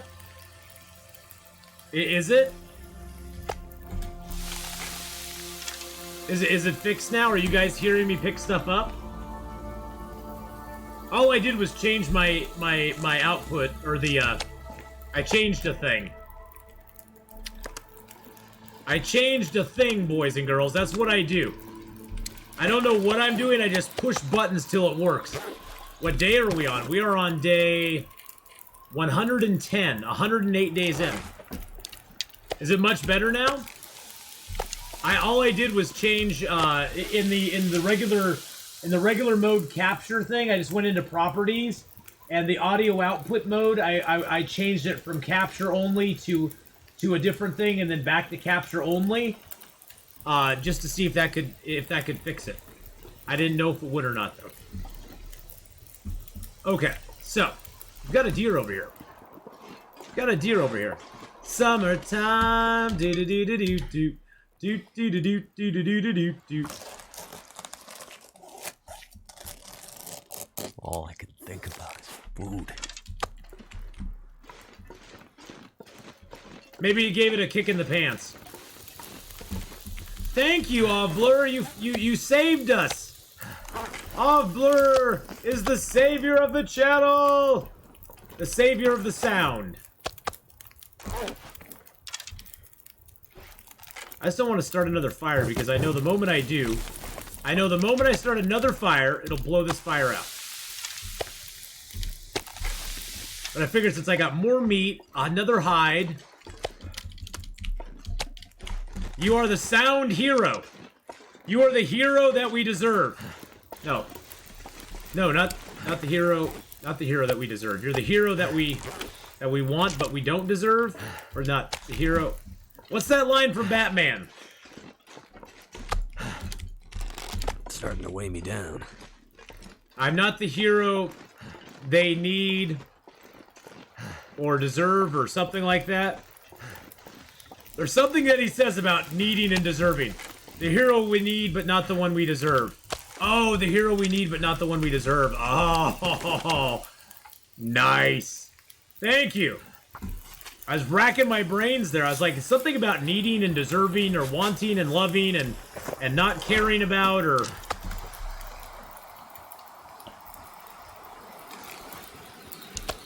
I did fix it at random. I did.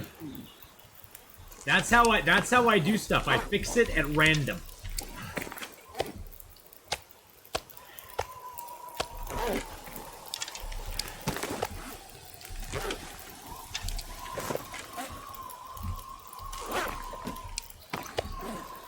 Nothing gets fixed on this channel on purpose. Hey, Giraffe's Assassin, how you doing? Hello, hello. Well, welcome over from YouTube, my friend. Welcome in. I hope you're having a fabulous day. Hope you're having a fab-boo day, and things are going well. We just took down a bear. We took down a deer. We're getting all of our meat arranged. I'm arranging my meat now, so it's all like in where I want it. I got large pieces to the left, small pieces to the right, cooking pieces in front of me, and cooked pieces right underneath me. The sound, I guess. I guess the sound was delayed for some reason. And I don't know why. And I don't know why. But I guess I fixed it. Maybe. I guess we'll see. Not gonna be able to carry this load for much longer. Shh. Going to be fine. Going to be fine. Don't worry about it, buddy. Don't worry about it. You'll make it through.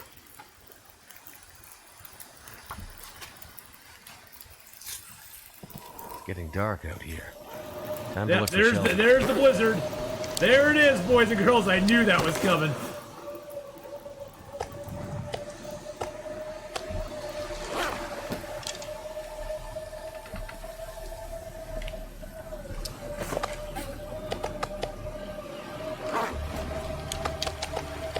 Right now I am in, wow, that actually lasted that whole time. Right now I am in Broken Railroad. We're in Broken Railroad right now. I guess we'll see when we switch to, we're gonna actually be switching to Icarus. I hate that you just got here, Giraffes, but it was,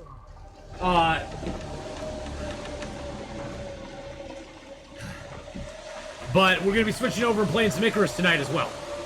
So, I hate that you just got here, though. Like, oh, man. Oh, man.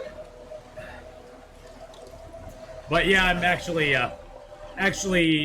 ready. I'm actually at my timestamp to switch over, so. But we'll be playing more of this tomorrow, so. Yeah, this is a very rough zone. Very rough zone. I hate getting out of this zone more than anything. I hate getting out of this zone more than anything. That's the thing I think that absolutely sucks. Is having to leave this zone. Because you get so much good stuff here. You get a bear, you get a moose, you get all that meat, you get a whole bunch of gear. And then you gotta go, okay, what am I leaving behind to never come back and get again? Ever come back and get again. Because you're not gonna come back here to just pick a few things up. I'm so cold. You pretty much have to choose what you take, choose what you leave, and kind of go with it. I used to have Evercrack, now I have Long Dark Crack. That's why it sucks. You go in optimistically, and then you have to go right back through blizzards. Yep. Well, not only that, but you have to go all the way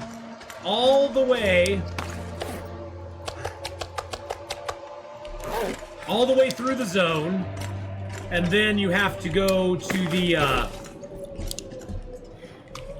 and then you have to go into Forlorn Muskeg, where there's no shelter either.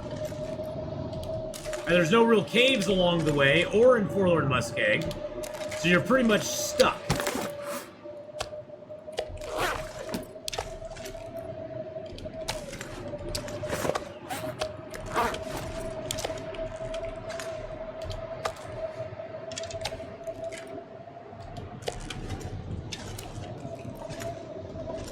Which just kind of sucks.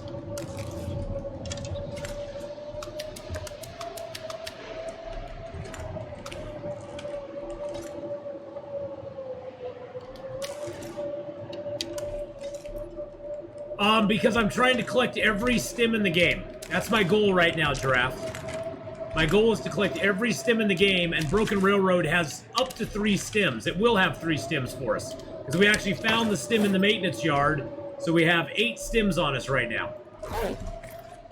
We're trying to collect all the stims in the game. And we got the stim from, we got 2 of the 3 stims in the zone already. And we're not going to use any of them either. My goal is to collect them all and not use any of them. Then maybe have a stim party one night, you know? Let's get all stimmy.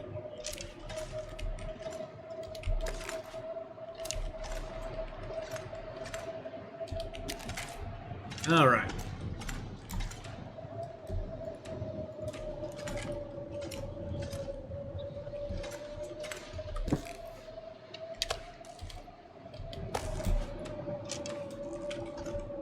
I wonder if you could still do this. It used to be you could slide the bear skin under your bedroll. Oh yeah, baby. Bedroll on top of the bear skin. Nice. Now we're camping in style, boys and girls. Now we are camping in style. Yeah, I need to go back and repair my stuff that wolf. Well, you have to put the bedroll down first. The bear skin doesn't collide. The bear skin collides with very little, as you can see. There's very little that the bear skin collides with. So you can actually set the bear skin right underneath the bedroll if you want to. It's a poor man's bear skin bedroll. It gives you no extra warmth. It gives you no extra warmth. So don't think that. It's just a cool Guga that you can do.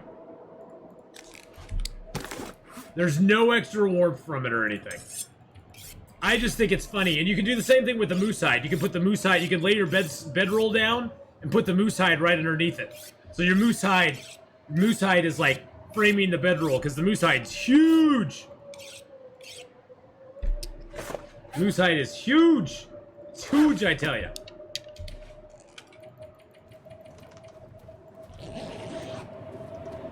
It makes you feel luxurious. Exactly. Yeah, we take what we can out in the wild. Really. Really.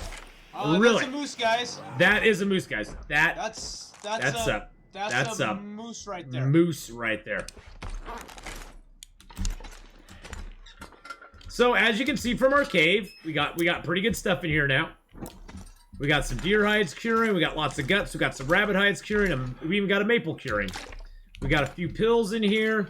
We got a bunch of meat out here. I'm gonna eat the wolf meat first because it's the worst. It would be nice in real life, extra padding between you and the ground. Yeah, oh totally. Especially sleeping on this weird angle here. It'd be great in real life. All right. So tomorrow we're gonna go finish cooking up we'll get the bear meat and bring it all over to the cave. We're gonna try to hunt the moose. We're gonna see if we've not seen any side of the moose yet. So we're gonna try to hunt the moose and do stuff and things.